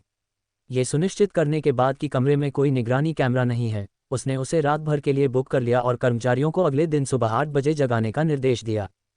कर्मचारियों के जाने के बाद रीटा ने कमरे में छिपे हुए कैमरों की दोबारा जांच की। जब उसे यकीन हो गया कि कोई कैमरा तो नहीं है, तो उसने दरवाज़ा बंद कर दिया, अपना बैग मसाज बेड पर रख दिया और बाथरूम में चली गई। उसने तारांकन फैंटम क्लॉक तारांकन चालू किया और फिर तारांकन फैंटम शिफ्ट तारांकन का इस्तेमाल करके पास के एक डिलीवरी स्टेशन के पास भूमिगत बाजार के प्रवेश द्वार के पास टेलीपोर्ट हो गई। वह संदिग्ध जगहों पर सामान पहुंचाने के लिए दूसरों पर निर्भर रहना पसंद नहीं करती थी। यह आदत डालना अच्छी बात नहीं थी, खासकर तब जब वह नहीं चाहती थी कि कोई उसकी गतिविधियों पर नज़र रखे। रीटा को स्टेशन का डिलीवरी शेड्यूल जल्दी ही पता चल गया। हर दिन इसी समय एक डिलीवरी ट्रक आगे बढ़ने से पहले स्टेशन पर रुकता था। रास्ते का 7वां पड़ाव टेलर एस्टेट से सिर्फ 5 किलोमीटर दूर था। ये थोड़ा झंझट भरा था, लेकिन वह पहले कभी टेलर एस्टेट नहीं गई थी, इसलिए उसके दिमाग में एक स्पष्ट छवि के बिना तारांकन फैंटम शिफ्ट तारांकन काम नहीं करेगा। वह सीधे कैमिला टेलर की गोद में जाने का जोखिम नहीं उठाना चाहती थी। वास्तविक एक्सप्रेस डिलीवरी पर सवार होकर रीटा रात होने तक टेलर एस्टेट के बाहर पहुंच गई। आजकल जब तक आप किसी आलीशान घर में नहीं रहती, तब तक आप मुख्य पुरुष की पत्नी बनने के योग्य नहीं हैं, है ना? रीटा ने मुस्कुराते हुए सोचा। गहरी सांस लेते हुए उसने अपने कमरे में सेंध मारी और घुसपैठ के अनुभव को बिना किसी परेशानी के कैमिला टेलर के कमरे तक पहुंचने दिया। जहां तक हेनरी टेलर की बात है, उसकी तरह वह भी मुख्य पात्र का रिश्तेदार था, लेकिन उनकी परिस्थितियां जमीन आसमान एक जैसी थीं। कैमिला और हेनरी लगभग अविभाज्य थे, यहां तक कि कैमिला के रिक के प्यार में पड़ने के बाद भी वह रिक की खातिर हेनरी को कभी नुकसान नहीं पहुंचाएगी। रीता को अपने पिछले जीवन में उनके रिश्ते से बहुत ईर्ष्या होती थी। हालांकि आज रात का मुख्य लक्ष्य बदला लेना नहीं था, चावेज सेट का आखिरी टुकड़ा हासिल करना था। अपनी औषधियां लेकर वह सीधे कैमिला टेलर के कमरे में चली गई, लेकिन हमेशा की तरह बिस्तर के नीचे छिपने के बजाय उसे एहसास हुआ, अरे वाह, बिस्तर के नीचे तो ठोस लकड़ी थी। कोई अन्य विकल्प न होने पर वह बिस्तर के पायदान पर पालथी मारकर बैठ गई। इस बात के लिए आभारी थी कि उसने तारांकन फैंटम क्लॉक तारांकन सीख लिया था। उसने अपनी निगाहें नीची रखीं, क्योंकि उसे पता था कि कभी कभी नींद में भी लोगों को यह एहसास हो जाता है कि कोई उन्हें देख रहा है। पहले उसने कैमिला की किस्मत को एक पर लाने के लिए तारांकन भाग्य का चक्र तारांकन इस्तेमाल किया। फिर सुरक्षा के लिए उसने उस पर तारांकन नींद का जादू तारांकन फेंका। रीटा ने खुद को नहीं रोका और कैमिला पर बार बार तारांकन मुझे ये चाहिए, ये और ये तारांकन डालते हुए कम स्तर के मैना पोषण घटिकने लगी। तारांकन बुद्धिमत्ता जोड़ 1 तारांकन तारांकन तारांकन बुद्धिमत्ता जोड़ 1 तारांकन तारांकन तारांकन चावेज हेड जोड़ 1 तारांकन तारांकन। बिंगो, वह तुरंत रुक गई। ये टोपी, उसने इसे अपनी पिछली जिंदगी में देखा था। ये चावेज सेट का आखिरी टुकड़ा था। कितना घिसा पिटा, जाहिर है ये नायिका का मानक पहनावा होगा। उत्साहित होकर रीटा ने जल्दी से टोपी की जांच की। तारांकन तारांकन चावेज हेड 3/3 ए रैंक तारांकन तारांकन। यहाँ तक कि एक दृष्टा भी जो भाग्य की नदी को पार कर सकता है, भले ही उसके कौशल और उपकरण ए रैंक या उससे नीचे के हों, आपके ठिकाने का पता नहीं लगा सकता। प्रभावी होने के लिए इसे पहनना जरूरी है। तारांकन। जब उसने तारांकन चावेज चश्मा तारांकन और तारांकन चावेज मास्क तारांकन निकालकर टोपी के साथ रखा, तो तीनों चीज़ों से एक हल्की सी चमक निकली। धीरे धीरे वे एक नाजुक चांदी की पॉकेट घड़ी में बदल गए। तारांकन तारांकन चावेज का समय एस रैंक तारांकन तारांकन। तुम्हें ये जानने की ज़रूरत नहीं है कि मैं कौन हूँ, कहाँ हूँ या क्या कर रहा हूँ। मैं बस जल्दी में हूँ। तारांकन। तारांकन कौशल 1। भेस तारांकन। आप अपने बारे में कुछ भी छिपा सकते हैं और ये तुरंत प्रभावी होता है। तारांकन। तारांकन कौशल 2। अंतर्दृष्टि तारांकन। आप जो चाहें जानकारी प्राप्त कर सकते हैं। विस्तृत जानकारी 10 मन प्रति सेकंड खर्च करती है। इकोनॉमी मोड केवल बुनियादी जानकारी दिखाता है और 1 मन प्रति मिनट खर्च करता है। तारांकन। तारांकन कौशल 3। छिपाव तारांकन। आप किसी भी व्यक्ति या चीज़ से भविष्यवाणी नहीं कर सकते। अगर कोई आपको टोकेगा तो आपको उसकी उपस्थिति का आभास हो जाएगा। तारांकन। तारांकन चावेज सर्वश्रेष्ठ हैं। एसएसएस श्रेणी के द्रष्टाओं के खिलाफ भी उन्हें बस कोहरा ही दिखाई देगा। चावेज। तारांकन। तारांकन सेट स्किल। मैं जल्दी में हूँ। तारांकन अपनी दृष्टि रेखा के भीतर किसी भी स्थान पर तुरंत टेलीपोर्ट करें 5 मीटर दूर तक। Cooldown 10 second. तारांकन। तारांकन जैकपॉट। तारांकन। तारांकन। रीटा ने गहरी सांस ली और घड़ी का इकोनॉमी मोड चालू करके तुरंत जानकारी हासिल की। देखते ही देखते खिलाड़ियों के ऊपर नीले रंग का एक हल्का सा अक्षर तैरता हुआ दिखाई दिया, बिल्कुल खेल की तरह। नाम, लेवल और स्वास्थ्य वमन का प्रतिशत। उदाहरण के लिए कैमिला के सिर के ऊपर था। तारांकन कैमिला टेलर, स्तर 0, 100% 100%। तारांकन। तारांकन। रीटा ने अपनी उत्तेजना को दबाया और तारांकन मुझे ये चाहिए, ये तारांकन कुछ और बार इस्तेमाल किया।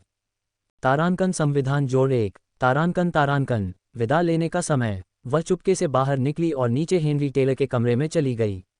तारांकन व्हील ऑफ फेथ। तारांकन अभी भी कूलडाउन पर था, इसलिए उसे तारांकन स्लीप स्पेल तारांकन और थीफ गॉड कॉम्बो पर निर्भर रहना पड़ा। रात भर काम करने के बाद वह हेनरी से केवल जोड़ 2 संविधान प्राप्त करने में कामयाब रही। भोर में जब वह टेलर एस्टेट से निकली तब तक उसके अद्यतन आंकड़े इस प्रकार थे। तारांकन स्वास्थ्य। तारांकन 150/150। तारांकन मन। तारांकन 200/200। तारांकन शक्ति। तारांकन 8। तारांकन संविधान। तारांकन 8+3। तारांकन बुद्धिमत्ता। तारांकन 12+2। तारांकन चपलता। तारांकन 21। तारांकन भाग्य। तारांकन 10 अधिकतम। तारांकन करिश्मा। तारांकन 10 अधिकतम। आखिरकार उसकी सेहत बढ़ने लगी थी। संविधान एक महत्वपूर्ण आंकड़ा था जो स्वास्थ्य, रक्षा, जादू प्रतिरोध, मानसिक प्रतिरोध और रिकवरी दरों को प्रभावित करता था। उसकी शुरुआती संविधान संख्या 6 थी और जबकि पिछली बढ़ोतरी से उसकी सेहत नहीं बढ़ी थी, अब जब वह 10 से ज्यादा हो गई थी तो संविधान के हर अतिरिक्त अंक से 50 स्वास्थ्य अंक जुड़ गए। प्रत्येक स्तर ऊपर जाने पर इन संख्याओं में भी वृद्धि होगी, हालांकि सटीक वृद्धि निश्चित नहीं है। उच्च संविधान वाले लोगों को अधिक बोनस मिलेगा। उसकी बढ़ी हुई बुद्धि के कारण उसका मन भी 300 तक बढ़ गया था। रीटा ने अपनी जेब घड़ी को अपनी कमीज के नीचे और ब्रा में रख लिया। अगर हो सके तो वह अपनी ब्रा में एक छोटी सी बंद जेब सिलवा लेती ताकि घड़ी और भी सुरक्षित रहे। हालांकि घड़ी के अपने भंडार में होने से ही वह अपना भेष बदल सकती थी, लेकिन उसे पहनना जरूरी था ताकि उसे जासूसी से बचाया जा सके। इसके अलावा इसके हुनर का इस्तेमाल करने के लिए उसे इसे पहनना जरूरी था और चावेज की क्षमताएं इतनी उपयोगी थीं कि उसके बिना काम नहीं चल सकता था।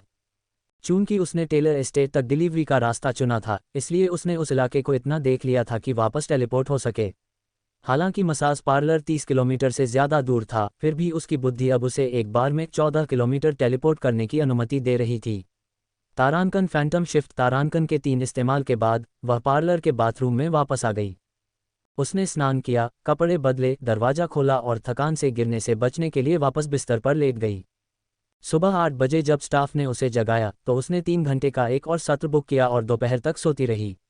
उसके बाद उसने दोपहर का भोजन किया। अब उसे ये तय करना था कि कैमिला और हेनरी टेलर के लिए किस प्रकार का उपहार छोड़ा जाए। वह उन्हें आसानी से नहीं छोड़ सकती थी, खासकर तब जब उन्होंने एक बार उसकी पीठ पर एक गुलामी का अनुबंध लिख दिया था। उस समय रिक उसे बचाने के लिए झपट्टा मार कर आया था, लेकिन पीछे मुड़कर देखने पर रीटा को एहसास हुआ कि समय में कुछ गड़बड़ थी। उसने अनुष्ठान पूरा होने तक इंतजार क्यों किया था? वह कैमिला को मरना नहीं चाहता था, वह ऐसा कर भी नहीं सकता था। बदला लेने के लिए उसे जिंदा रहना जरूरी था। तारांकन, मुझे पहले उन्हें कष्ट देना होगा, तभी और सिर्फ तभी उन्हें मारने से मुझे शांति मिलेगी। तारांकन। तारांकन।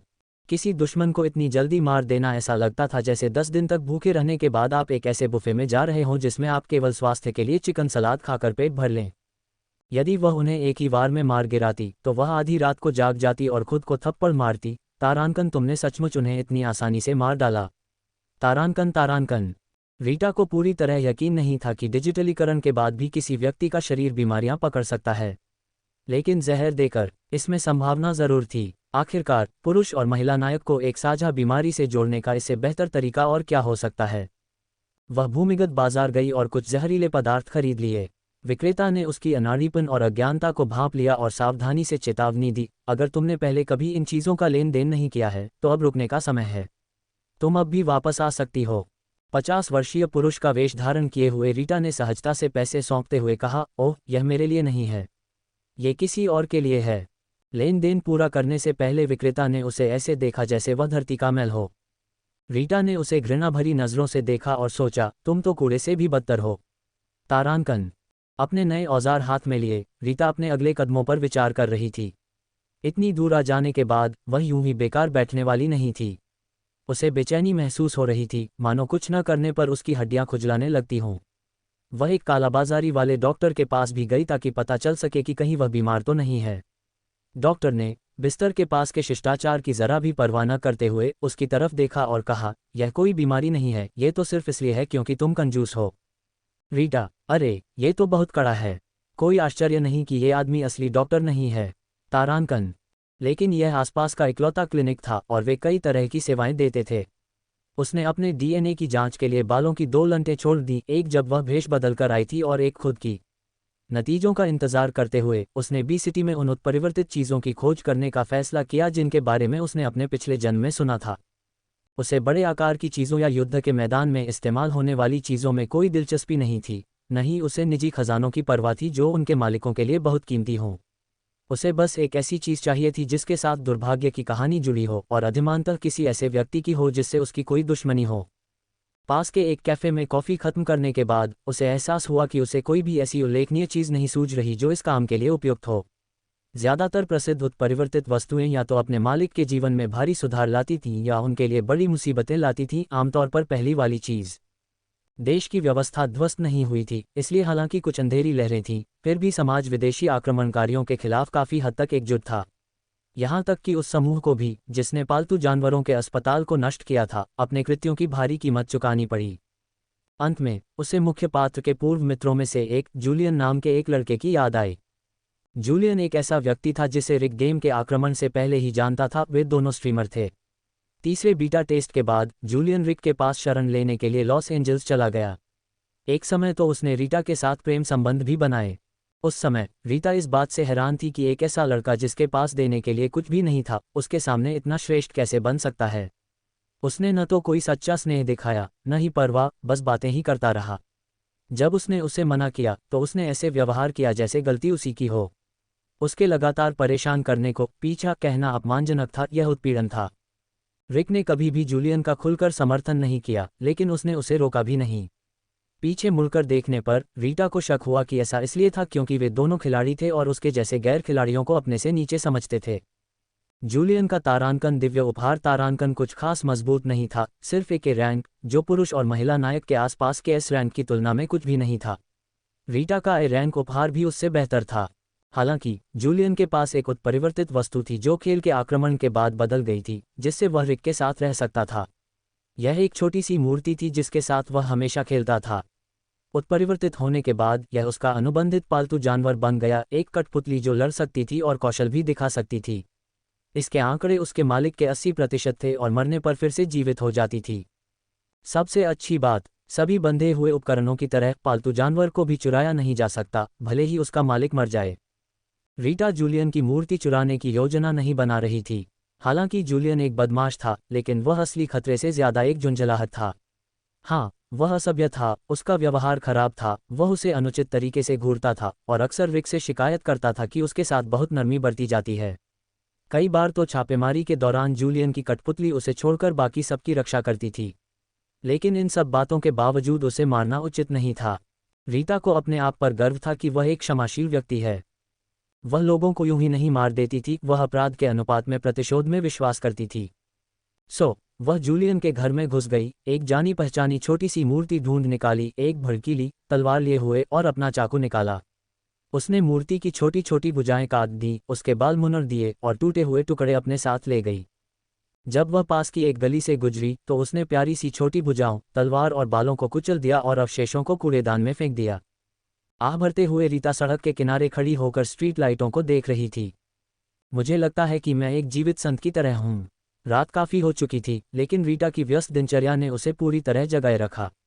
वह एक बार फिर कैमिला टेलर के कमरे में गई और पाया कि कैमिला 2 बजे तक सोई नहीं थी। तारांकन फैंटम क्लोक तारांकन के नीचे छिपी रीटा को बेचैनी महसूस हुई और उसने अदृश्यता औषधि की एक बोतल पी ली। उसने देखा कि कैमिला गुस्से में कमरे में चीज़ें इधर उधर फेंक रही थी। कुछ ही देर बाद हेनरी टेलर भी उतना ही गुस्से में अंदर आया। कोई खबर? हेनरी ने पूछा। नहीं, केवल हम दोनों के गुण कम किए गए थे। अरे यार, मेरी टोपी भी गायब है। किसी ने चुरा ली होगी। अगर मुझे पता चल गया कि किसने चुराया है तो मैं जिंदा ही उनकी खाल उधेड़ दूंगा। और अगर वे और अधिक चुराने के लिए वापस आ गए तो क्या होगा? हम अभी भी नहीं जानते कि क्या हम खोई हुई विशेषताओं को पुनः प्राप्त कर सकते हैं। हमने विल्सन और लिस से इस बारे में पूछताछ की है, किसी को भी ऐसा अनुभव नहीं हुआ है। रीता उनकी बढ़ती हताशा देखकर बहुत खुश हुई। वे जितने ज़्यादा परेशान होते गए, उसे उतना ही ज़्यादा एहसास होता गया कि उसने सही काम किया है। जब उन्होंने विल्सन परिवार का जिक्र किया तो रीटा रुक गई। क्या वे सैमुअल के असली परिवार के बारे में बात कर रहे थे?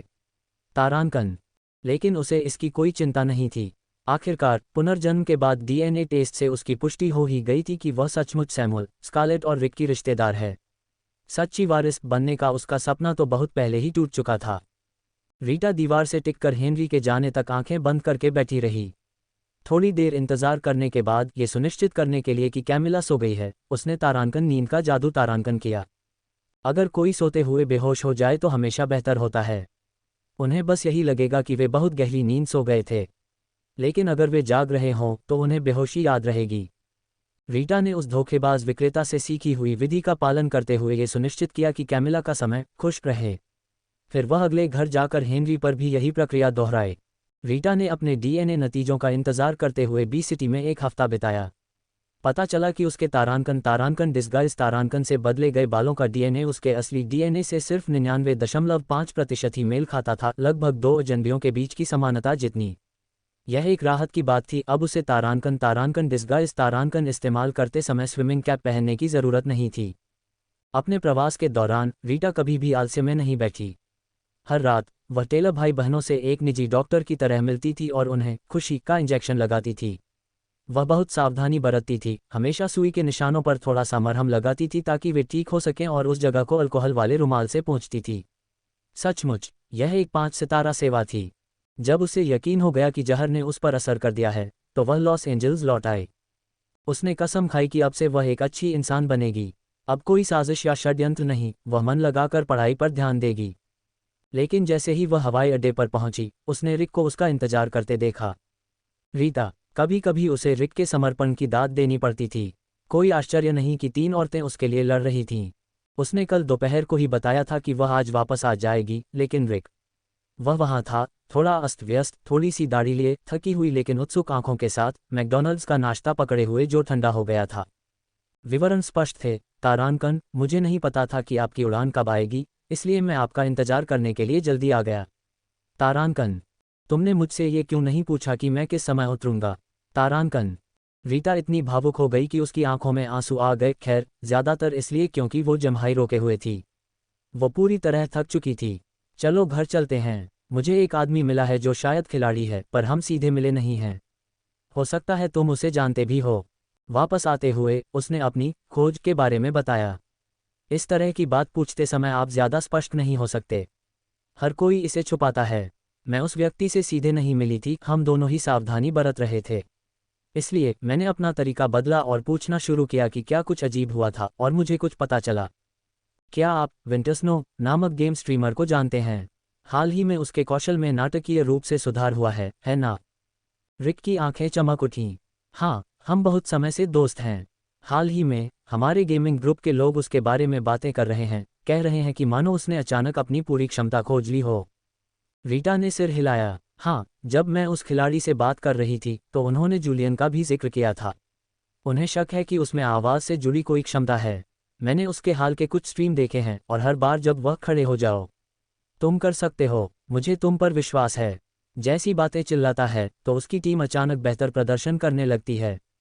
रिक उलझन में लग रहा था। क्या? रीटा ने आगे बताया, मैंने आपको पहले भी दिव्य उपहारों के बारे में बताया था, है ना? वे अजीब और विविध हैं। मैं थोड़े समय के लिए किसी व्यक्ति के भाग्य को बदल सकती हूँ, इसलिए यह असंभव नहीं है कि किसी अन्य खिलाड़ी की क्षमता उसकी आवाज़ के माध्यम से दूसरों को प्रभावित कर सके। रीटा ने जूलियन की स्थिति रिक पर छोड़ दी। फिलहाल वह अभी भी एक सामान्य इंसान था और जूलियन के साथ अपनी दोस्ती को और भी करीबी रिश्ते में बदल पाता है या नहीं, यह उस पर निर्भर था।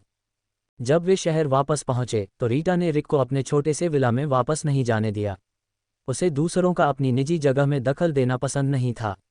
दरअसल वह जल्द ही विला बेचकर एक छोटा सा अपार्टमेंट खरीदने की योजना बना रही थी, जिसमें भविष्य में एक कालकोठरी पोर्टल बन सकता था। इस तरह चाहे वह अधिकारियों के साथ संसाधनों का लेन देन करे या खुद कालकोठरी खेती के लिए जगह रखे, यह एक समझदारी भरा कदम होगा। विल्सन के घर पर रात्रि भोजन के बाद उसने रिक के उसे वापस ले जाने के प्रस्ताव को ठुकरा दिया और अकेले ही अपने विला में लौट आए, एक बार फिर से अध्ययन में जुट जाने के लिए तैयार। पता चला कि अतीत में वह अव्वल छात्रा इसलिए नहीं थी क्योंकि उसे सही विषय नहीं मिला था। अगले कुछ समय तक रीटा ने खुद को लगभग धार्मिक उत्साह के साथ अध्ययन में समर्पित कर दिया। उसने अपने पास मौजूद हर कीमिया नुस्खे की बारीकी से समीक्षा की, शुरुआती और मध्यवर्ती दोनों स्तरों पर, साथ में दिए गए निर्देशात्मक वीडियो को बार बार देखा और मरे हुए प्रशिक्षक की हर हरकत को याद किया। सभी 400 रेसिपी देखने के बाद उसने शुरुआत से शुरू करके उन्हें दोबारा देखा। इस बार उसने देखा कि मरे हुए गुरु वीडियो के दौरान कभी कभी संक्षिप्त व्याख्याएं भी देते थे। रीटा ने सोचा, गुरुजी, आप दुश्मन की मदद कर रहे हैं। तारांकन। शायद एक सच्चे विद्वान के लिए मानव और मरे हुए छात्रों में कोई अंतर नहीं होता। जिस तरह भूत प्रेतों को युद्ध और यश की बजाय सिर्फ धन और व्यापार की परवाह होती थी, उसी तरह एक बार जब कोई व्यक्ति महान शिल्पकार के स्तर पर पहुंच जाता था तो वे बस अपने कौशल को आगे बढ़ाने को महत्व देते थे। उसने इस बारे में ज्यादा नहीं सोचा, बल्कि इस मौके का पूरा आनंद लिया। जब भी उसे कोई मानसिक बाधा महसूस होती, वह पड़ोस की बिल्लियों के लिए खाना बनाने बाहर निकल जाती। म्याऊं म्याऊं, इनकी बिल्लियां अक्सर आती जाती रहती, लेकिन कोई भी कुछ दिनों से ज्यादा नहीं रुकती थी। यद्यपि उस क्षेत्र में स्थायी रूप से आवारा बिल्लियां रहती थीं, लेकिन वे कभी कभार ही भोजन के लिए रुकती थीं और वहां ज्यादा देर तक नहीं रुकती थीं। हालांकि रीटा को बिल्लियां बहुत पसंद थीं, लेकिन उसने किसी को पालतू जानवर के रूप में रखने की कोई योजना नहीं बनाई थी। वह बहुत व्यस्त रहती थी, हमेशा अपने कामों के लिए भागती रहती थी। उसके पास अपने पालतू जानवर की देखभाल करने का समय नहीं था, जिसे नियमित देखभाल की जरूरत होती थी। मौजूदा व्यवस्था एकदम सही थी। वह अपनी पाककला का अभ्यास करते हुए अतिरिक्त हल्का मसालेदार मांस तैयार करती और उसे बाहर छोड़ देती। बदले में उसे अलग अलग बिल्लियों के साथ खेलने और दुलारने का मौका मिलता, और वह भी बिना किसी बिल्ली के मालिक होने की जिम्मेदारी के। यह एक खुला रिश्ता था बिल्लियों के साथ। हालांकि उसने जिन सामग्रियों का इस्तेमाल किया था वे असल जिंदगी में आम थीं, फिर भी उसके बनाए खाने में हल्का फुल्का निखार था। कुछ खाने से ताकत कुछ समय के लिए बढ़ गई तो कुछ से तेजी। रीटा और बिल्लियों दोनों को नतीजे बहुत पसंद आए। हालांकि परलोक से सीखे गए कौशल सीधे उसके दिमाग में पहुंच जाते थे, जिससे वह एक निर्देशात्मक वीडियो जैसा लगता था, लेकिन उसका अनुसरण करना और खुद अभ्यास करना वैसा नहीं था। आखिरकार परलोक में ज्ञान सीधे उसके दिमाग में समा जाता था, जिससे सीखने की प्रक्रिया छोटी हो जाती थी और याददाश्त मजबूत होती थी। महज आधे साल के भीतर ही रीटा एक नौसिखिया रसोइया से सैकड़ों व्यंजन बनाने में माहिर हो गई। बुनियादी बातों में महारत हासिल करने के बाद अब वह बिना किसी रेसिपी के खुद से खाना बना सकती थी। हालांकि इन व्यंजनों में कोई जादुई असर नहीं था, फिर भी इनका स्वाद लाजवाब था। उसने बहुत समय से टेक अवे ऑर्डर नहीं किया था। उसका खाना बाहर से मिलने वाली किसी भी चीज़ से कहीं बेहतर था, और कुछ व्यंजन कुछ मिनटों के लिए ही सही बढ़ी हुई एकाग्रता जैसे संकेत देते थे। बढ़ी हुई एकाग्रता के उन अनमोल पलों ने उसकी सीखने की क्षमता को काफ़ी बढ़ा दिया, जिससे वह उन कीमिया वीडियो की बारीकियों पर ध्यान दे पाई जिन्हें वह पहले अनदेखा कर देती थी। रीटा को 1000 से अधिक ध्यानवर्धक कुकीज़ बनाने में आधा दिन लगा, और वह पढ़ते हुए उन्हें खाती रही। अगस्त तक रीटा ने अपनी कंपनी में वापसी और आधिकारिक तौर पर अपना अनुबंध समाप्त करने का समय भी निकाल लिया था। फिर उन्होंने मनोरंजन उद्योग से अपनी सेवानिवृत्ति की घोषणा कर दी। अपनी वर्तमान परिस्थितियों को देखते हुए लोगों की नज़रों से दूर रहना ही सबसे सुरक्षित विकल्प था। जूलियन की बढ़ती बदनामी के बारे में उसने रिक को जो कहानी सुनाई, वह पूरी तरह से झूठी नहीं थी। आखिरकार रिक का गेमिंग ग्रुप तो इस बारे में बात कर ही रहा था। गैर खिलाड़ियों को ऐसी बातें महज अफवाह लग सकती हैं, लेकिन जो लोग इस खेल के बारे में जानते हैं वे झटपट इस खेल के असली पहलुओं को समझ सकते हैं। उसे संदेह था कि उसके पिछले जीवन में भी जूलियन का अचानक लॉस एंजल्स में रिक के साथ रहने के लिए जाना इसी तरह के संदेह से प्रेरित था कि किसी ने उसके असामान्य व्यवहार को नोटिस किया था और उसने एक विश्वसनीय दोस्त के पास शरण ली थी। रीटा की सेवानिवृत्ति की घोषणा से ऑनलाइन थोड़ी हलचल मच गई। लोगों ने हाल ही में हुई उनकी पूर्व एजेंट की मौत की घटना को खंगाला और अनुमान लगाया कि क्या रीटा पर भी इस घोटाले का असर पड़ा है। रीटा ने अफवाहों पर प्रतिक्रिया देते हुए जो भी हो सका स्पष्टीकरण दिया। सिर्फ इसलिए कि उसे अपनी प्रसिद्धि की परवाह नहीं थी, इसका मतलब यह नहीं था कि वह लोगों को अपना नाम खराब करने देगी। मैं ठीक हूँ, मुझे कोई चोट नहीं आई। मैं बस थका हुआ महसूस कर रहा हूँ और एक ब्रेक लेना चाहता हूँ और वह जीवन जीना चाहता हूँ जो मैं सचमुच चाहता हूँ। नहीं, मैं अचानक अमीर नहीं बन गया या किसी अमीर परिवार में शादी नहीं कर ली। मैंने बस हिसाब लगाया और मेरी बचत आराम से जीवन जीने के लिए पर्याप्त है। हाँ, मैं अपने डिज़ाइनर बैग बेच रही थी। मुझे कभी उनकी परवाह नहीं थी। मुझे सिर्फ एक सेलिब्रिटी के तौर पर अपने काम के लिए उनकी ज़रूरत थी। अब जब मैं इंडस्ट्री छोड़ रही हूँ तो मुझे उनकी ज़रूरत नहीं है। अगर मैं सचमुच कंगाल होता तो मैं रिटायर नहीं होता। फिर भी आपकी चिंता के लिए धन्यवाद। कंपनी और मैं अच्छे संबंधों के साथ अलग हुए। नहीं, मेरा कोई अमीर बॉयफ्रेंड नहीं है। मुझे डेटिंग या शादी करने में कोई दिलचस्पी नहीं है। मैं किसी और का पैसा खर्च नहीं करना चाहती, मेरे पास अपने लिए ही काफ़ी है। रीटा ने इतने आत्मविश्वास के साथ बात की कि यह विश्वास करना कठिन था कि वह वही व्यक्ति थी जिसने कुछ सप्ताह पहले लोपेस परिवार से सोना लूटा था। अगस्त के अंत तक रीटा ने शुरुआती और मध्यवर्ती स्तर के लोगों के लिए कीमिया वीडियो 7 बार देख लिए थे। एक दिन उसने एक अजीब बात देखी। कई घंटों तक बिना कुछ किए सिर्फ वीडियो देखने के बाद उसका कीमिया अनुभव एक अंक बढ़ गया। यह एक छोटी सी बढ़त थी, लेकिन इसका मतलब था प्रगति। रीटा ने फिर से बुनियादी औषधियां बनाने की कोशिश करने का फैसला किया। इस बार सब कुछ अलग लगा।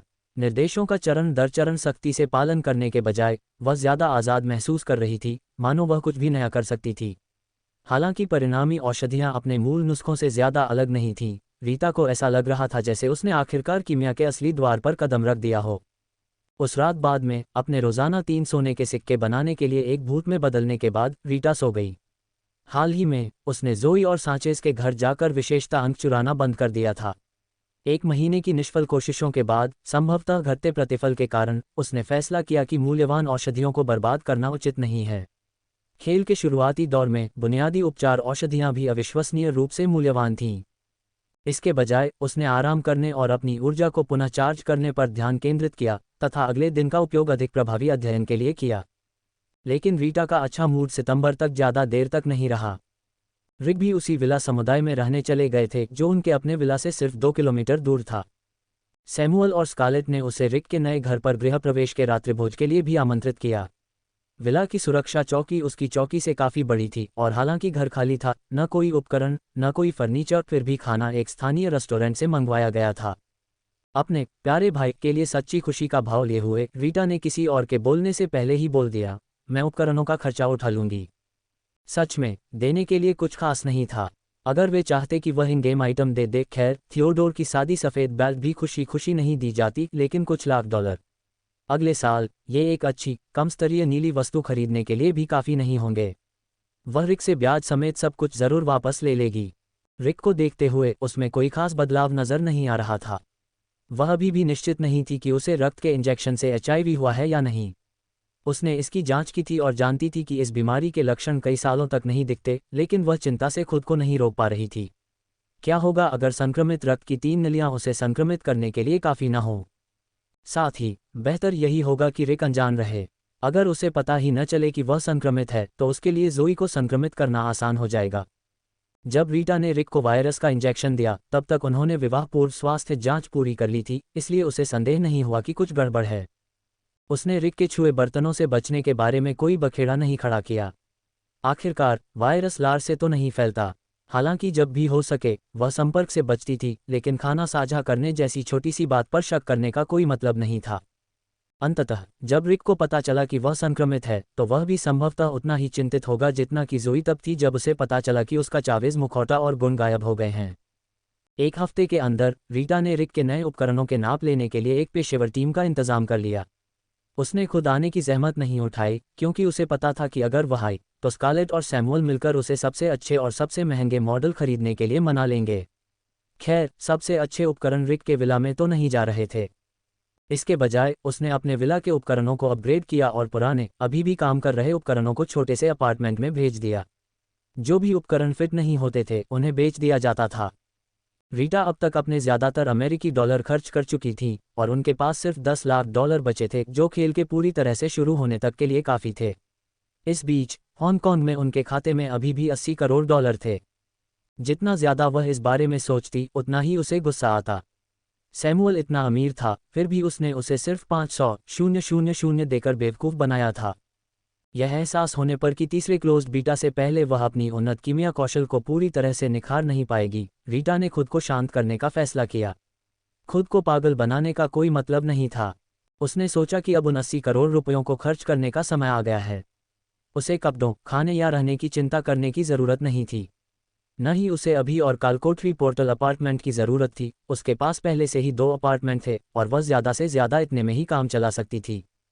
कालकोठरियों को कभी भी रिफ्रेश किया जा सकता था, लेकिन उनकी कठिनाई और अलौकिक जीवों को छोड़ने के नियम अलग अलग थे। छोटे, निचले स्तर के कालकोठरियों में जीव केवल 24 घंटे जीवित रहने के बाद पृथ्वी में प्रवेश कर सकते थे। अधिक जटिल कालकोठरियों में जीवों को पार करने के लिए अधिक समय तक 3 दिन, 7 दिन, 1 महीना या यहाँ तक कि वर्षों तक जीवित रहना पड़ता था। जीव जितना शक्तिशाली होता, नियम उतने ही सख्त होते। कई कालकोठरी द्वारों की खोज तभी हुई जब जीव पृथ्वी पर आ चुके थे। सोने का क्या? उसके पास अभी भी 1473 सोने की ईंटें थीं, यानी 10,000 पाउंड से ज़्यादा। ब्लडमून सिटी के भूत बाजार में फिर से व्यापार करने के लिए उसे बस अगले बंद बीटा का इंतजार करना था। अगर वह भी काम नहीं आया तो उसे भूत व्यापारियों के आने का इंतजार करना होगा। जाहिर है, बहुत अधिक धन होना अपने आप में एक सिरदर्द था। विशेष वस्तुओं के लिए औषधियां या कच्चा माल जमा करने से भी ज़्यादा मुनाफा नहीं होगा। उसे ऐसे युद्ध से मुनाफा कमाने में कोई दिलचस्पी नहीं थी जिसका असर पूरे ग्रह पर पड़ने वाला था। हालांकि वह एक निस्वार्थ नायक नहीं बनने वाली थी, लेकिन वह निजी लाभ के लिए संसाधनों का संचय करने जैसा घृणित काम भी नहीं कर सकती थी। चून की जमाखोरी और कीमतें बढ़ाने का सवाल ही नहीं था, इसलिए और पैसा कमाना बेकार लग रहा था। बेहतर होगा कि कुछ और शहरों में जाकर अपनी सोने की ईंटें बेच दी जाएं। कुछ सोच विचार के बाद रीटा ने वैंकूवर की एक और यात्रा करने का फैसला किया। वह कुछ हथियार खरीदना चाहती थी, धनुष, क्रॉसबो या बाजार में उपलब्ध सबसे बेहतरीन बंदूकें। अगर खेल में घुसपैठ हुई और इनमें से किसी भी हथियार में बदलाव हुआ तो उसे बहुत मुनाफा होगा। 800 मिलियन कनाडाई डॉलर से 3,000 पाउंड सोना भी नहीं खरीदा जा सकता था। 180 ग्राम प्रति सोने के सिक्के के हिसाब से यह 8,000 से कुछ ज़्यादा सोने के सिक्के थे, जो मुट्ठी भर प्रसिद्ध धनुष और बंदूकें खरीदने के लिए काफ़ी थे। उसके पिछले जन्म में एक संग्राहक से एक पौराणिक हथियार आया था। खेल के आक्रमण के बाद वह जिस तलवार को रोज पॉलिश करता था, वह 3 विशेषताओं वाले एक उच्च स्तरीय हथियार में बदल गई। इसके लिए किसी स्तर की आवश्यकता नहीं थी, केवल आंकड़ों की आवश्यकता थी, जिससे ये बेहद मूल्यवान हो गया। यहाँ तक कि एक गिल्ड ने उसे इसके लिए 3,000 स्वर्ण पदक भी दिए थे, लेकिन उसने इसे बेचने से इनकार कर दिया। 20वें स्तर के पौराणिक हथियार के लिए भी यह कीमत बहुत ज़्यादा थी। लोपेस परिवार ने भी इसे खरीदने की कोशिश की थी, लेकिन उन्हें मना कर दिया गया था। फिर भी कुछ देर बाद रीटा ने वही तलवार माटेओ के हाथों में देखी। विल्सन परिवार को ये बताकर कि वह खिलाड़ियों की जांच करने वैंकूवर जा रही है, जो उसका सबसे आम बहाना था, रीटा उसी रात वहां से निकल गई। उसने एक दलाल से मुलाकात की और उसे मशहूर धनुष, क्रॉसबो और उच्च स्तरीय आग्नेयास्त्रों पर नज़र रखने को कहा। यहाँ तक कि उसने अपनी तारांकन चावेज घड़ी तारांकन का इस्तेमाल करके उसे ये तारांकन अंतर्दृष्टि तारांकन दी कि वह एक साधारण दलाल है जिसके पास कोई दैवी वरदान नहीं है। जड़ी बूटियों, कपड़ों या फर पर 80 करोड़ खर्च करने के लिए हर चीज़ के भंडारण के लिए एक गोदाम खरीदना पड़ता। लेकिन जब बात इतिहास या विरासत से जुड़े हथियारों की आती तो 80 करोड़ खर्च करना 8,000 खर्च करने जैसा लगता। उन्होंने 3 प्रसिद्ध धनुष और 5 क्रॉसबो खरीदे और इस प्रक्रिया में $1 अरब खर्च किए। जब ये खबर फैली कि एक धनी संग्रहकर्ता शहर में आकर उच्च स्तरीय हथियार खरीद रहा है, तो रीटा एक और सप्ताह वहां रुकी और 15 और धनुष तथा 21 क्रॉसबो एकत्र किए। कुल मिलाकर उन्होंने 21 धनुषों और 27 क्रॉसबो पर 5 अरब कनाडाई डॉलर खर्च किए। शायद यह उसकी किस्मत का कमाल था, लेकिन वह 2 उल्कापिंड हत्थे वाली पिस्तौलें भी खरीद पाए। ये वो हथियार थे जिन्हें लेकर वह सबसे ज़्यादा उत्साहित थी। हालांकि उसने अपने पिछले जन्म में किसी पिस्तौल के उच्च स्तरीय हथियार में बदलने के बारे में नहीं सुना था, लेकिन वह सब कुछ नहीं जान सकती थी। और होशियार लोग अक्सर अपनी सबसे अच्छी चीज़ें छिपाकर रखते हैं। कई हथियारों के लिए उत्परिवर्तन के बाद स्तर की ज़रूरतें होती थीं, इसलिए अगर वे उच्च स्तरीय वस्तुओं में बदल भी जाते तो भी वे तुरंत इस्तेमाल करने लायक नहीं होते। शायद यही वजह थी कि उसने उनके बारे में सुना ही नहीं था। असली उल्कापिंड पिस्तौलें एक अमेरिकी हथियार निर्माता द्वारा विशेष रूप से निर्मित की गई थीं, जो अनुमानतः 4.5 अरब वर्ष पुराने उल्कापिंडों से बनाई गई थीं। केवल 2 ही बनाई गईं और उन्हें तुरंत एक अमेरिकी संग्रहालय को दान कर दिया गया। कई धनी संग्रहकर्ता उन्हें पा भी नहीं पाए। लेकिन जब तक मांग रहेगी तब तक कोई न कोई ऐसा व्यक्ति अवश्य होगा जो अधिक उत्पादन करने को तैयार होगा। उल्कापिंड हालांकि दुर्लभ हैं, लेकिन पूरी तरह से अप्राप्य नहीं हैं। एक दलाल के जरिए रीटा एक धनी व्यापारी से कस्टम डेजर्ट ईगल उल्कापिंड पिस्तौलों का एक जोड़ा खरीदने में कामयाब रही। कीमत चौंका देने वाली $60 मिलियन, जिसमें बातचीत की कोई गुंजाइश नहीं थी। उस आदमी ने उल्कापिंड खरीदने में और उससे भी ज्यादा पैसा खर्च किया था, एक ऐसे कारीगर को ढूंढने में जो एक कार्यात्मक काम करने वाली बंदूक बना सके, न कि सिर्फ दिखावे के लिए। डेजर्ट ईगल्स को प्रभावशाली 501 कैलिबर की गोलियां दागने के लिए संशोधित किया गया था, जो अपनी बैलिस्टिक क्षमता और ज़बरदस्त रोकने की क्षमता के लिए जानी जाती थीं। हालांकि मैगजीन की क्षमता छोटी थी, जिसमें केवल 7 राउंड ही समा सकते थे। सौदा पक्का होने के बाद भी वह अमीर आदमी बेचने से हिचकिचा रहा था। उसे अपने फैसले पर लगभग पछतावा हो रहा था। वह समझ नहीं पा रहा था कि अचानक उसे उनसे अलग होने की क्या ज़रूरत महसूस हुई। उसने रीटा पर जोर दिया कि वह दोनों पिस्तौलें खरीद ले, क्योंकि वे एक जोड़ी थीं। हालांकि उनकी कीमत एक आम बंदूक की कीमत से कहीं ज्यादा थी, फिर भी रीटा ने बिना किसी हिचकिचाहट के भुगतान कर दिया। तारानकन मेटियोर डेजर्ट ईगल तारानकन में एक अनोखी चांदी ग्रे चमक थी, जिसका खुरदुरा उल्कापिंड जैसा बनावट डेजर्ट ईगल के शक्तिशाली मजबूत डिजाइन के साथ पूरी तरह मेल खाता था। रीटा को तुरंत ही इससे प्यार हो गया। सबसे खास बात यह थी कि गोलियां पहले से ही उसकी इंजीनियरिंग रेसिपी का हिस्सा थीं। होटल वापस आकर उसने तुरंत पिस्तौलें अपने तारानकन जादूगर के नकली दांत तारानकन में रख लीं। हालांकि विक्रेता ने उसे भरोसा दिलाया था कि उल्कापिंड से निकलने वाला विकिरण बहुत कम है, फिर भी वह बस विक्रेता के चमकदार गंजे सिर के बारे में ही सोच रही थी। सौभाग्य से उसकी इंजीनियरिंग कौशल हालांकि अभी तक पूरी तरह से विकसित नहीं हुई थी, तीसरे बीटा परीक्षण तक पिस्तौल को बनाए रखने के लिए पर्याप्त थी। पिस्तौलें हासिल करने के बाद रीटा धनुष, क्रॉसबो और बंदूकों पर पहले ही $62 करोड़ खर्च कर चुकी थीं। इसके बाद उन्होंने 10,000 तीर, 50,000 क्रॉसबो बोल्ट और 7,000 राउंड डेजर्ट ईगल गोला बारूद के लिए $2 लाख और खर्च किए। कोई भी इससे अधिक उत्पादन करने को तैयार नहीं था, इसलिए उसे वर्तमान मात्रा से ही संतुष्ट होना पड़ा। जब उसके पास सिर्फ 1 अरब से ज्यादा पैसे बचे थे, तो उसने अपनी खरीदारी में विविधता लाने का फैसला किया। रीटा ने तरह तरह की तलवारें और ढालें भी खरीदीं।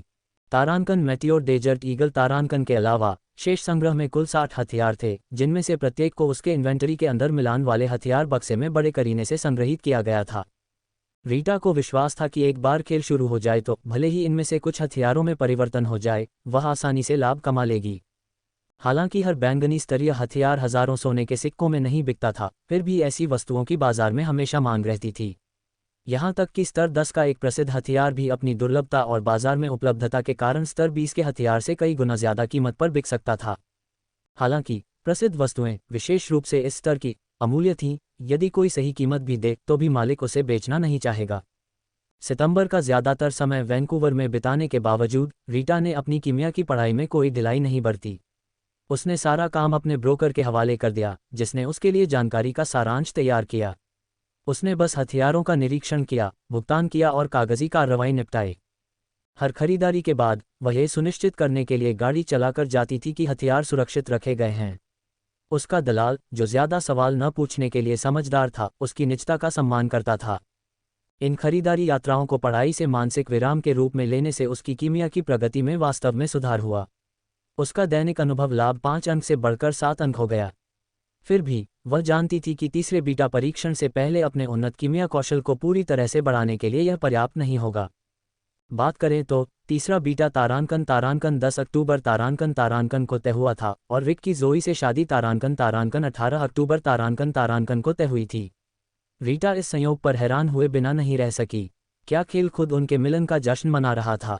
दूसरे बीटा से ठीक पहले उनकी सगाई हुई थी और अब तीसरे बीटा के ठीक बाद उनकी शादी हो रही थी।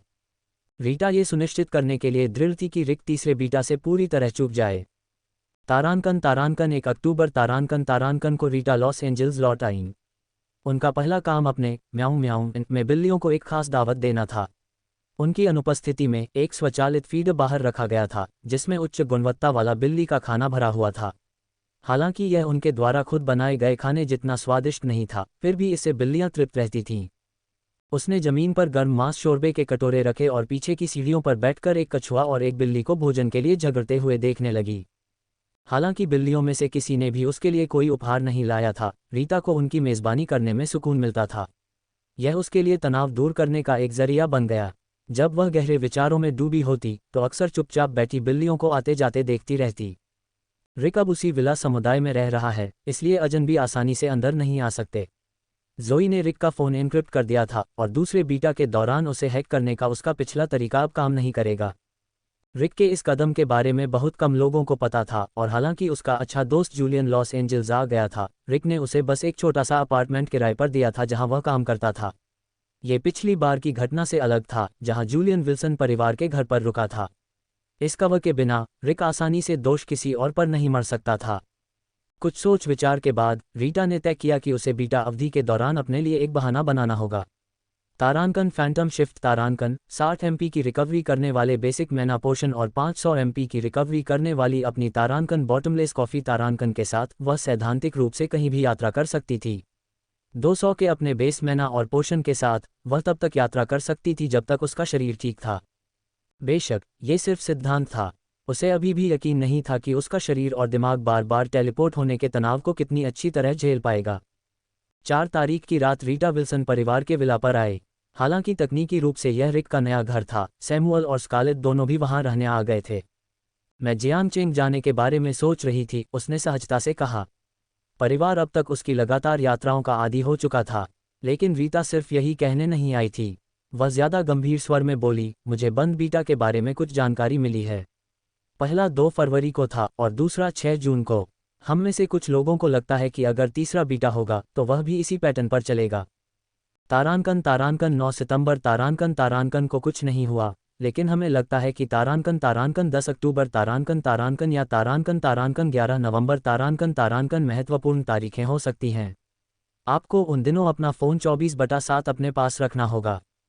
रिक के मन में कृतज्ञता का भाव उमड़ आया। पहली बार उसे रीटा के साथ एक सच्चा भाई बहन का रिश्ता महसूस हुआ। सैमुअल और स्कारलेट भी भावुक हो गए। बेशक रीटा किफ़ायती थी, लेकिन जब बात बड़े पैमाने की आती थी तो वह उदार और भरोसेमंद थी। रिक ने गंभीरता से सिर हिलाया। मैं समझ गया। उसने रीटा का हाथ थाम लिया और ईमानदारी से कहा, शुक्रिया। जोई ने उसे कुछ नहीं बताया था। उसे यकीन नहीं था कि लोपेस परिवार अपने सारे संसाधनों के बावजूद ऐसी ही जानकारी नहीं जुटा पाया होगा। फिर भी रीटा ने उसे यह बात बताने के लिए अपनी तरफ से पूरी कोशिश की थी। रीटा ने उसका हाथ थपथपाया। अगर हम सब खिलाड़ी बन जाएं, तो लोपेस परिवार में तुम्हारा दबदबा बढ़ जाएगा। कोई जोखिम मत लो और मुझे ये भावुक बकवास मत दो, मैं जाती हूँ। रिक ने घर जाने से पहले रीटा को उसके विला तक छोड़ने पर जोर